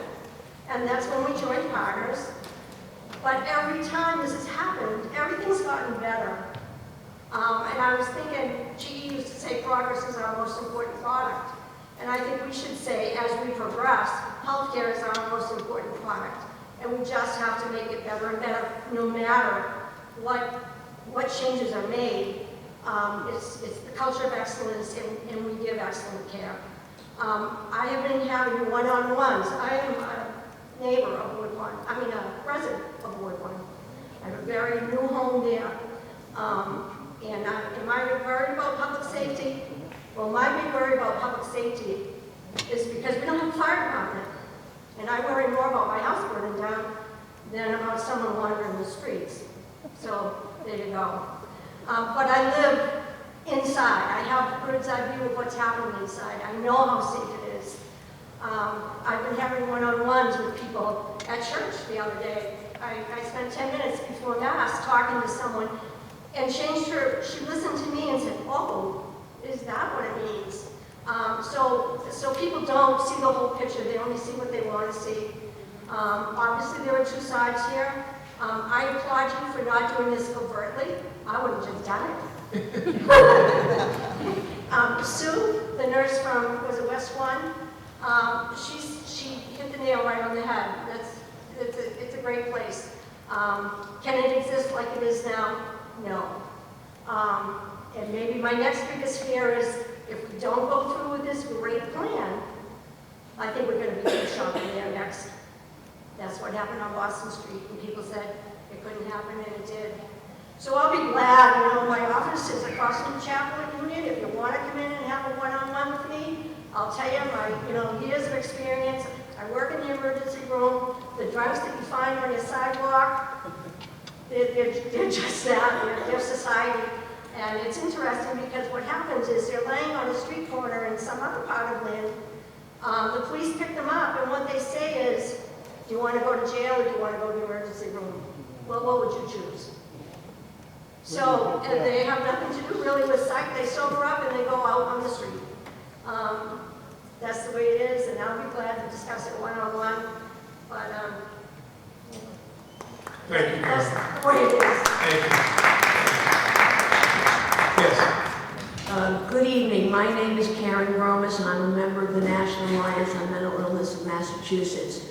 However, whatever plan that you eventually submit to the Department of Public Health, can you guarantee that there will not be a net loss of psychiatric beds? This plan that we put forward does not have a net loss of psychiatric beds. Right, at the moment. Right. And will it stay that way? Well, I sure hope so. Okay, thank you. Thank you. Yes. Hello, my name is Esperanza Herrera, and I'm here to speak about Ward 4 and the population of Ward 4, the majority of whom are Cambodian and Latino. And it seems to me that I find myself very much, because I am fortunate to command the English, that I can speak out for some of the issues that affect the Latino population in Lynn. A very long time ago, I represented the Lynn Task Force on the board with Terry McGinnis and it was not always easy for the board to hear me or to bring forth the opinions of the community for the Latino services that were needed. And I found Terry and the rest of the board receptive, even if it was uncomfortable sometimes for them, to hear some hard truths. And I've been sitting here listening, and it seems to me it's always not in my neighborhood. And I hear people say, well, put it on Central Lynn. That's Ward 4. Ward 4 has the highest population of Latinos and Somali and National Africans and Haitians and Cambodians, people who are not here tonight. I am not speaking for all the groups, I'm speaking for the Latino population. I don't have an elected position. I work, but I talk to the people in the community, and I tell them what's what, and they know, and they tell me what they need. And I don't see anybody here. I don't even see you that have interpreters, probably because you didn't expect anybody to speak about the Latino needs. And I have, and I guess I always will. I don't think it's easy to come up with a plan that everybody will agree on the services. I worked in mental health, a licensed certified social worker. I worked with Union Hospital when they had the mental health center there. But I also worked very hard with the Lynn Task Force to keep Lynn Hospital from being closed, because the poor people that lived in Ward 4 really, really needed it. And at that time, we thought that going all the way to Union Hospital was very hard. Working with you, working with the board, working with Terry, we were able to keep the name, even just keep the name of Union Hospital, which was so essential to the identity of the community. The services that are being provided might, at some point, not be viable. What would happen to all the other services, the acute care, the services that the Center of Lynn Ward 4 would need, that they don't find it so easily to go to Salem? I would ask that the Board of Trustees, that the decision makers, please listen and share the information, because the future, the health of our population, and I'm talking about Latino population, I don't pretend to talk about other Latino groups, is critical, and they are the future of Lynn. So I would ask that you do everything possible to ensure that those services that are needed here in Lynn would be provided on a continuing basis and not phased out at some point that we don't know about. So thank you for your question, and thank you for the great work you've done with us and others. I said at the beginning of my presentation tonight, I said this all 3 meetings, we are going to continue to provide care for every citizen of the towns around us, including Lynn, that we have provided up till now, and we're going to be able to do it in a better fashion by creating these centers of excellence to increase that care. So we don't intend to stop delivering that care in any way, shape, or form. Thank you very much. You're welcome. Yes. Excuse me. Paul Crowley, Executive Director of Greater Lynn Senior Services. And I had a question I'd like to direct to the Director of the North Shore Physicians Practice, if I may.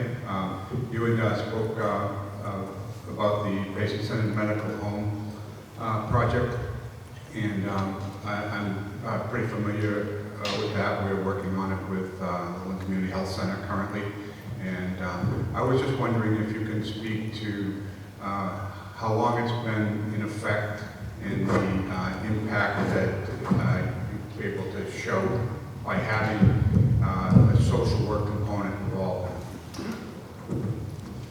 It's a relatively new process with North Shore Physicians Group. We started the journey about 2.5 to 3 years ago. We actually added the social workers to the practice as a pilot project 2 years ago, and now we're rolling them out into all of our sites. When we started the high-risk care management program that I talked about, where we took the 5 or 10% of our patients that were the sickest, the most complex, who had an average of 7 hospitalizations the year prior to the program that we started, we found that by giving them nurse care managers and social workers and pharmacists to help manage their care, we decreased their hospitalization rate the next year by 15%. So the data's early. Nationally, the data's quite good, that this actually makes a huge difference, and I think you all know that the Lynn Community Health Center is going along the same journey, and I work really closely with those physicians there as well. Just a follow-up question to that. When we were about a year or so ago, Greater Lynn Senior Services ran a pilot program with the North Shore Physicians Group on the same element. I'm just wondering if the social workers that you're talking about are the ones that we provided, or are they ones that you provided on your own? They're not, but the creativity and the innovation sprung from a lot of the dialogue that started with that program, and then we went out and we've actually expanded the social worker pool since then. Okay, thank you. And if just wanted to, this is an unrelated question that I just wanted to ask for clarification, if I may. Somebody had spoken earlier, actually just before me, about no net reduction in beds. And I'm having a hard time because I hear conflicting information, so I guess I'm wondering, what I heard originally was that the net psychiatric beds, well, if you took all the Salem beds that are currently exist, the Lynn beds, and then the Lawrence Memorial beds, they're all going to be combined in Lynn, is that correct? And so that there is going to be no change in the net number of beds. It's going to be... In general, that's true, although by having a center that can provide that focus, we believe we get better utilization of the resources there to expand our capacity. The number of beds might actually be pretty close to the same number of beds that are being translocated. We can take this question. So are there going to be more beds as a result of this, or the same number? They're going to be about the same number in total, but by having them physically located together, we believe we can get better utilization of the beds and therefore be able to provide more mental health care in the process. The reason why I asked the question is because early on in the evening, there was talk about how this effort is going to reduce the incidence of people staying in the emergency room for long periods of time. Right. But if there's no change in the number of beds, I don't see how you can do that. Well, because of what I just said, there's going to be better utilization of the beds and we're going to have it all in one spot. You're a professional in this business. We probably ought to take this conversation offline as we did after this last time. You'd ask me that question. We certainly can do that. I'd love to keep talking about this, for sure. Great. There's a lot to talk about. Sure. Thank you. Yep.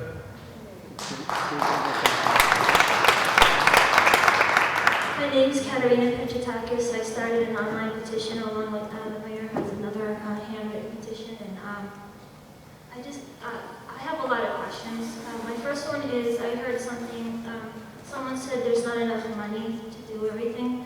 But how come there's enough money in the past 2 years that Partners has spent over $1,191,440 salaries on lobbying our politicians and pushing bills through to make these sort of changes? How come there's money to do that and not enough money to put towards the community?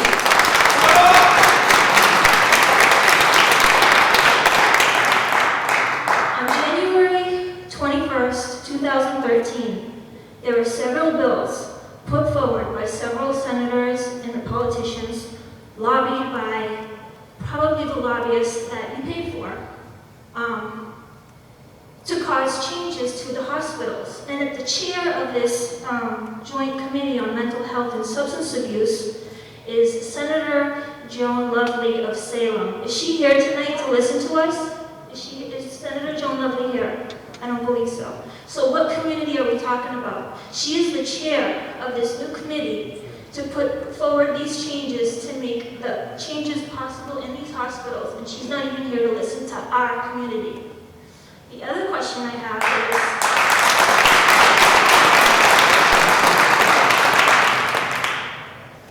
I heard, we don't want this in your backyard, where this is a service area, whose community? I looked up the board members of Partners, North Shore Community, Union Hospital. Most of you are from Marblehead.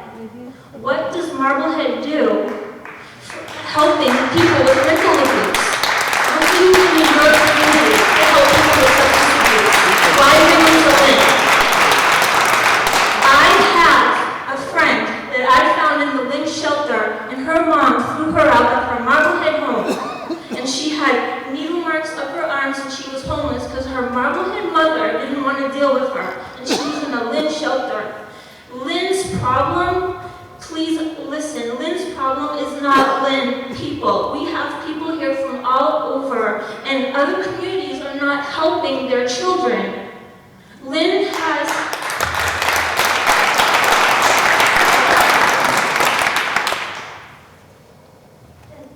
And you're clustering these hospitals. You live in Marblehead, Wenham, Danvers. You're leaving Salem Hospital, a full-service hospital. You have need nothing from Lynn to Melrose. You're leaving us abandoned with no full-service hospital, yet you'll have your clustered full-service hospitals near Marblehead. Is there some conflict of interest here? Is there any conflict of interest? We have Salem, who is on the chair. Senator Lovely is on the chair of this mental committee, and isn't there some sort of conflict of interest? Who's representing Lynn?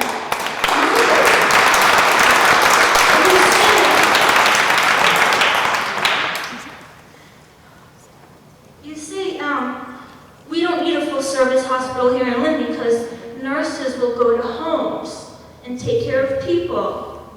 That is wonderful, but I'm sorry, when it comes to mental health care, we don't need to institutionalize people. We need to help them more in their family environment. So why can't we send nurses to homes instead of sending the sheep to an institution? We do. We do. I don't see a lot of that. We have the same program in our mental health division that Dr. Magoo mentioned in the prep and care division, with high-risk care managers reaching out into the community to try to help people where they live. Unfortunately, in spite of all of that, there are patients who need inpatient hospitalization and have mental illness. That's fact. So how do you create a state-of-the-art facility? What is the art behind it? We have way more work to do on making sure we provide excellent mental health care as we do excellent health care. It's never changing. It's always. That's all my questions. Okay, thank you.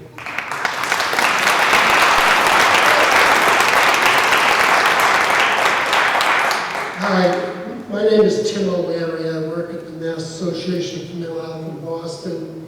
I live in Wakefield, Massachusetts for the past 11 years, and for over 30 years prior to that I lived in Melrose.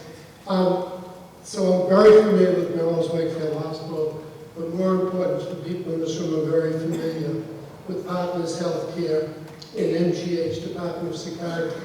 I want to make a couple of quick comments. When I lived in Melrose, I was a member of the Board of Aldermen dealing with all the issues that impacted the Melrose Wakefield Hospital, which had a psych unit. So I'm very familiar with a lot of the issues that have been raised and the struggles that the city council members are going through. When I was the state representative for Melrose, I dealt with the siting of a group home for mentally ill adults in my neighborhood. And for the first 6 years of living in Wakefield, I lived diagonally across the street from a group home for mentally ill adults and met with the neighbors.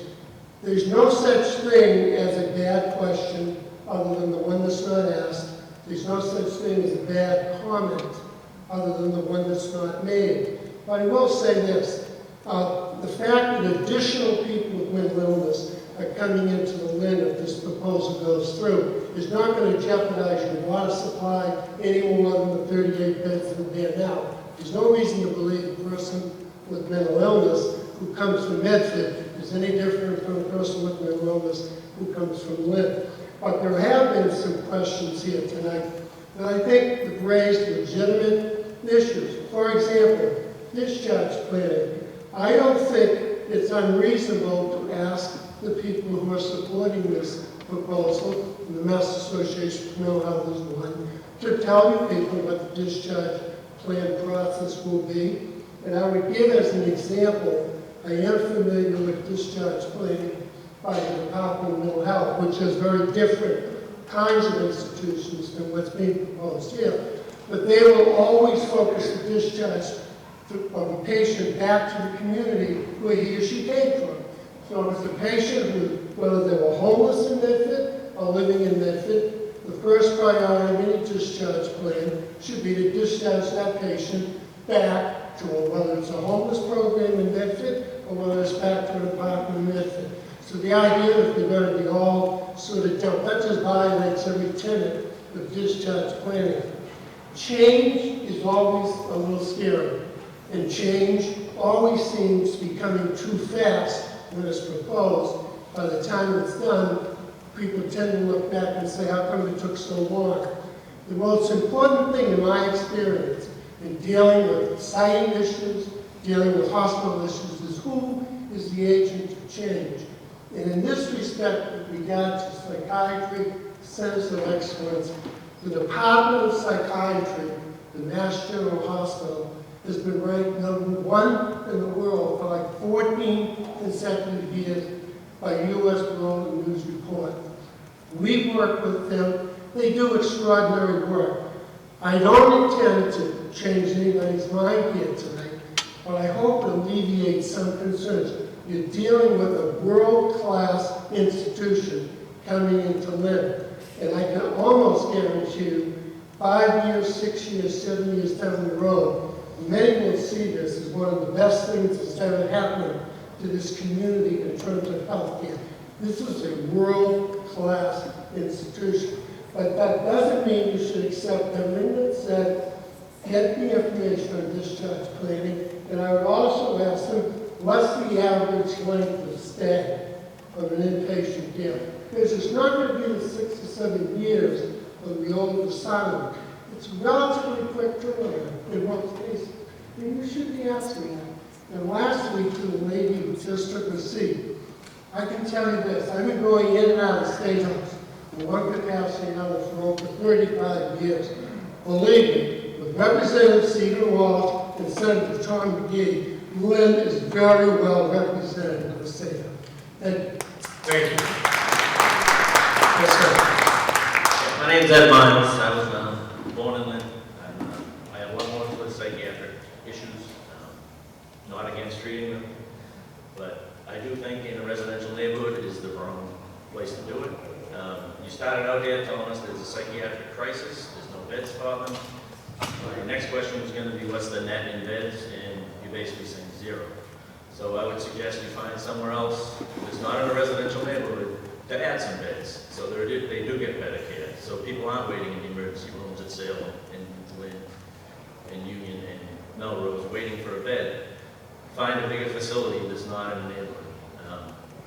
Another thing that, you know, everyone's saying not in my backyard, it's not about that. Well, it kind of is. You know, I'm from Lynn. I have to defend living in Lynn all the time. I love Lynn, proud to be from Lynn. Now, I was born in Union Hospital like the woman over here. Now I'm about to say, yeah, I'm from Lynn, I'm Ed Miles from Lynn, and I was born in a psychiatric hospital. Does that have any stigma? I don't think that's the way I would describe myself, but it's up to you. But that's what we're Lynn is, we deal with enough, and now you're throwing this on it. My kids go to school right around the corner from a psychiatric hospital. It's not a neighborhood hospital. I understand, and believe me when I say I understand, it isn't a way of, in any way trying to, you know, make light of your comments. I understand what a challenge this is for the community in Ward 1.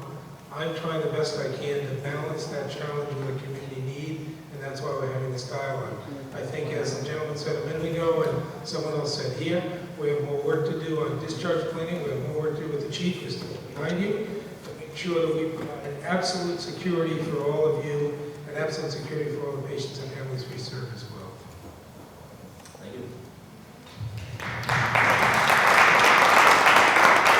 Good evening. My name is Laura McGaughy-Marquez. I have a background in social work and I teach mental health here at the college. I understand what you guys are doing. It's innovative. It's great. But I also have a father that has a heart condition. And I'm going to utilize this forum right now in order to figure out, can we collaborate with Salem, with our politicians here to try to create maybe an ambulatory lane that heads to Salem Hospital? I don't know. I mean, I would never want my father to be resourceless because there's not a hospital here in Lynn. And second of all, I mean, we are talking about all of these safety issues that, you know, are coming up, and at the end of the day, it's not going to be your problem. It's going to be the community needing to go to our local politicians in collaboration with the Lynn Police in order to solve the immediate needs, just in case there's going to be a need for fire department or police people, and I would encourage collaboration on that, but I would also advocate for an ambulatory lane on Highland Ave, and I'm hoping that we get that, because I don't want my father to have to suffer or maybe even face death because there's not going to be a resource for him. So it's a great point, and it's another point that I think we can take to do some follow-up work on here. Quite frankly, we haven't done that work just yet. But in other settings where we've developed new facilities, we have done things like traffic light coordination so that the ambulances can get to places quicker. So that is a follow-up that we need to work on. Thank you. Chief? Good evening.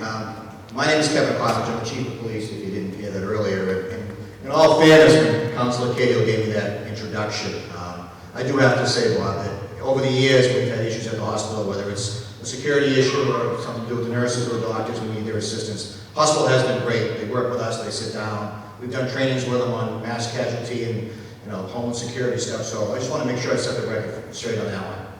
Having said that, I don't envy your position or the positions of your associates here. This is a double-edged sword, in my opinion. I've been a cop a little over 30 years. I've seen a lot of mental illness in the street. There is more and more each and every day out there. For those of you who don't know what a Section 12 is, it's a mental health commitment paper that's signed by a mental health professional that unfortunately we get all the time. We have to go to the scenes to bring these people into the hospital. Sometimes we have to restrain them. And it's one of our busiest calls when you add them up per year. We do it a lot. It's an extensive process. It ties up man hours. It keeps police officers off the streets. Where all due respect to mental health, I wish we were out there preventing more crime, but it does go hand in hand. So as we transition more forward into this, obviously I do have a lot of questions. I was glad to hear you would sit down with me. I am on that committee that Councilor Phelan put together with some other individuals. I'm looking forward to working with you. I have a number of questions. Many of them have already been asked by previous speakers, so I'm not going to go back to them. But I do want to make a couple of comments. And I may be a little bit wrong in saying this, but I do see a parallel effect with substance abuse. Now, I know a few of the previous speakers, in fact, Dr. Sheffield mentioned a little bit. Substance abuse, we have a lot of substance abusers in the city. It does hurt the city. And again, to the credit of those who are in the field, there are a number of agencies and individuals who provide care services for substance abusers. And I have nothing but the world to say about them. I think it's good. Folks need the help, and they need it. And there's a lot of individuals, particularly in the center of the city, who take advantage of those services. However, they're not all successful. I've said this before. Their failures become our clients. When I say our, I mean public safety. Me as the police chief and the police officers that work with me, as well as the residents of the city. Our addict population has doubled in recent years.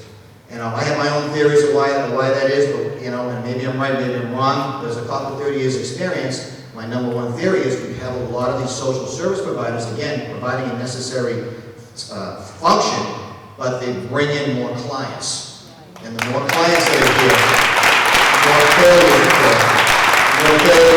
more neighborhoods, our crime goes up, my job gets busier, I have the mayor, the council calling me, I have residents calling me, and you can see the rest of it there. So I look at the parallel track with mental illness. We're at the point now, because we're trying to work with Elliott, who has the state contract for the city, Elliott Community Services. If you folks aren't familiar with them, they do a lot of the Section 12s, they do a lot of the outreach with us, with some of the clients within the city. We actually have one of their representatives come up, Ryan, and cruise with us. I wish I could have a mental health professional in a cruiser 24/7. It would be a huge advantage to us, because that's the number of mental health cases we have on the street now. And I'm a cop. I've got some training in how to address mental illness, but I'm a cop. I need a professional with those years of experience, and that's what I'm afraid we're going to need more and more of.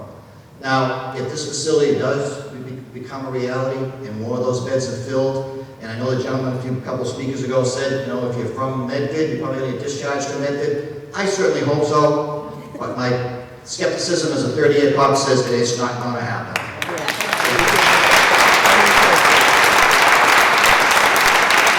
And I say that going back to my parallel track with substance abuse. We track heroin overdoses. We've been tracking it over 20 years. I get statistics on a monthly basis, and I look at the residency of where these individuals come from. They're all over New England. You think maybe Lynn, Swampscott, around the surrounding cities around Lynn. They're down the South Shore, they're down out west, they're out in Springfield, Pittsfield, Sanborn, New Hampshire, up in Portland, Maine. You go, why? Why are they here in Lynn? Again, my gut is because we have decent providers for substance abuse treatment, and then they fail, they become our statistics. So if we're going to have this facility, we got to talk discharge, we got to talk community, and you've got to see the point. It's not just what's at the Union Hospital campus. Yeah. And the other speakers have already said it. That's a thickly settled residential area. It's not the place for it, in my opinion. But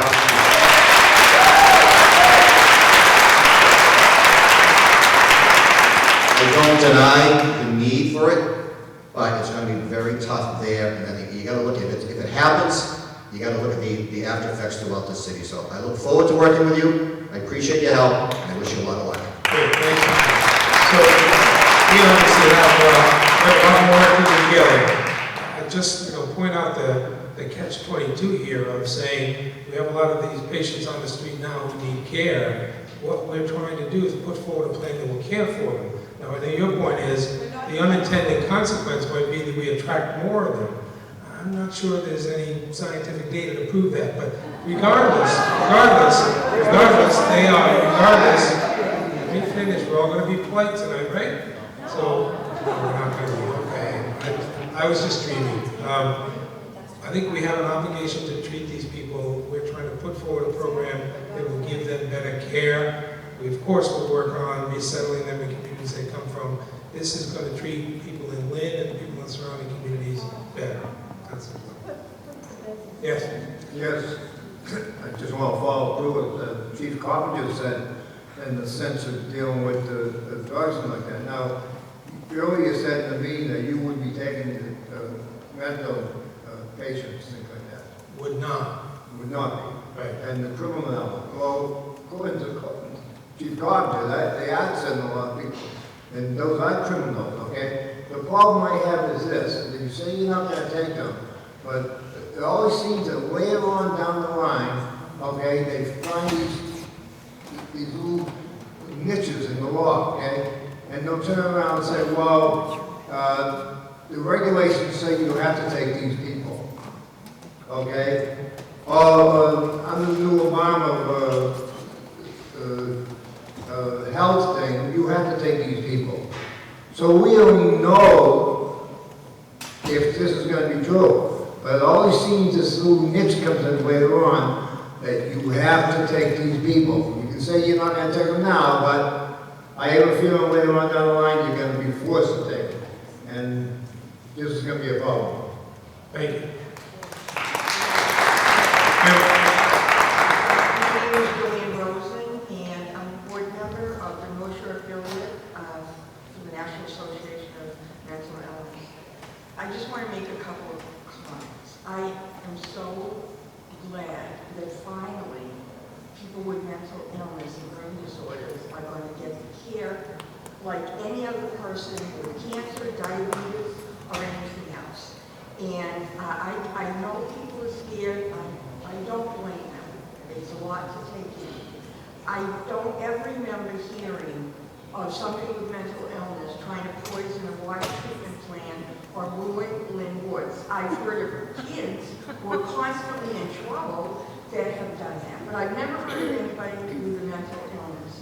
And it's very difficult to sit here because of the stigma that I have heard here in the year 2013 about people with brain disorders.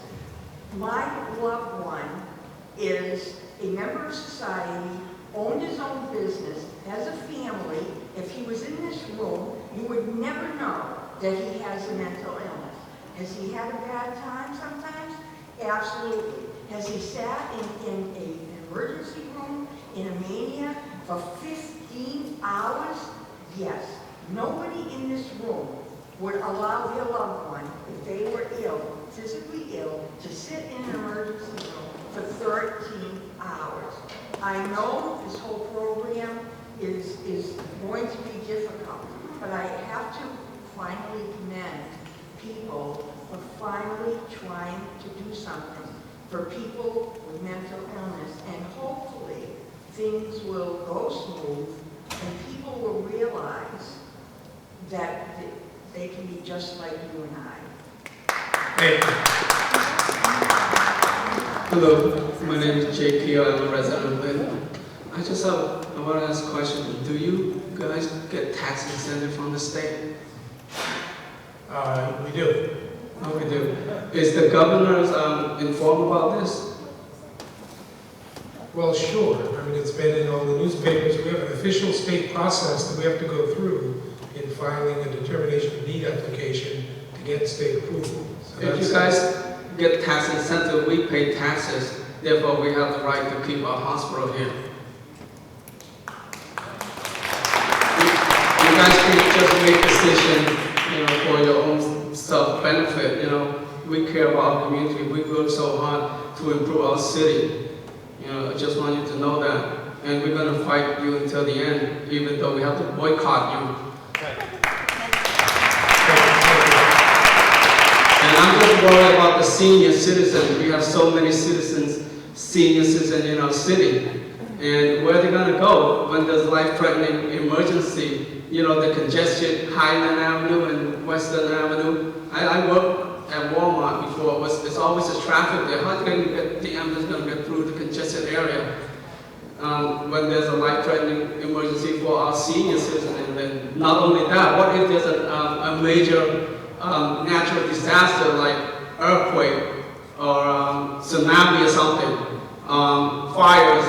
How are you going to one hospital? How are you going to handle the hundreds of injured people in the emergency room? Can you tell me that? I said earlier, we have an obligation and a commitment to serving every patient that we currently serve in a different model. You heard about various components of that different model tonight. That's the way healthcare is being delivered in the United States today. We're on the leading edge of delivering that care in that way. So we're not walking away from our obligation to cover the healthcare needs or the mental health needs of anybody in our community. In fact, we're making commitments to make it better.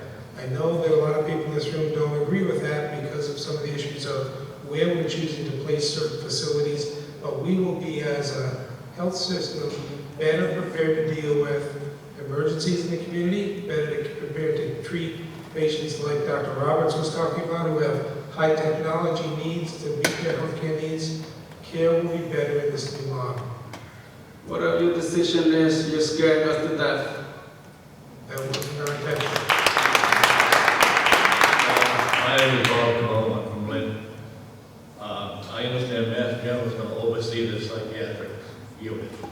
Did you ever think of putting it up at your hospital up there? You're not a residential area. That would be the ideal location for it. Have you thought of that? I think there's not enough room. Well, it's not enough room. You just built the hospital. Why didn't you think of it then? If you're the leader of this. Maybe this gentleman over here who spoke so highly of you from Melrose Wakefield Hospital. Would you be willing to take it? Or would they go? They left. This is not the place for it. This is a residential area. I understand. You got all that money. Put a wing on your hospital. You got a room out up there. You're not in a residential area. This is a residential area. It's not the place for it. It's not going to happen. Thank you. Thank you.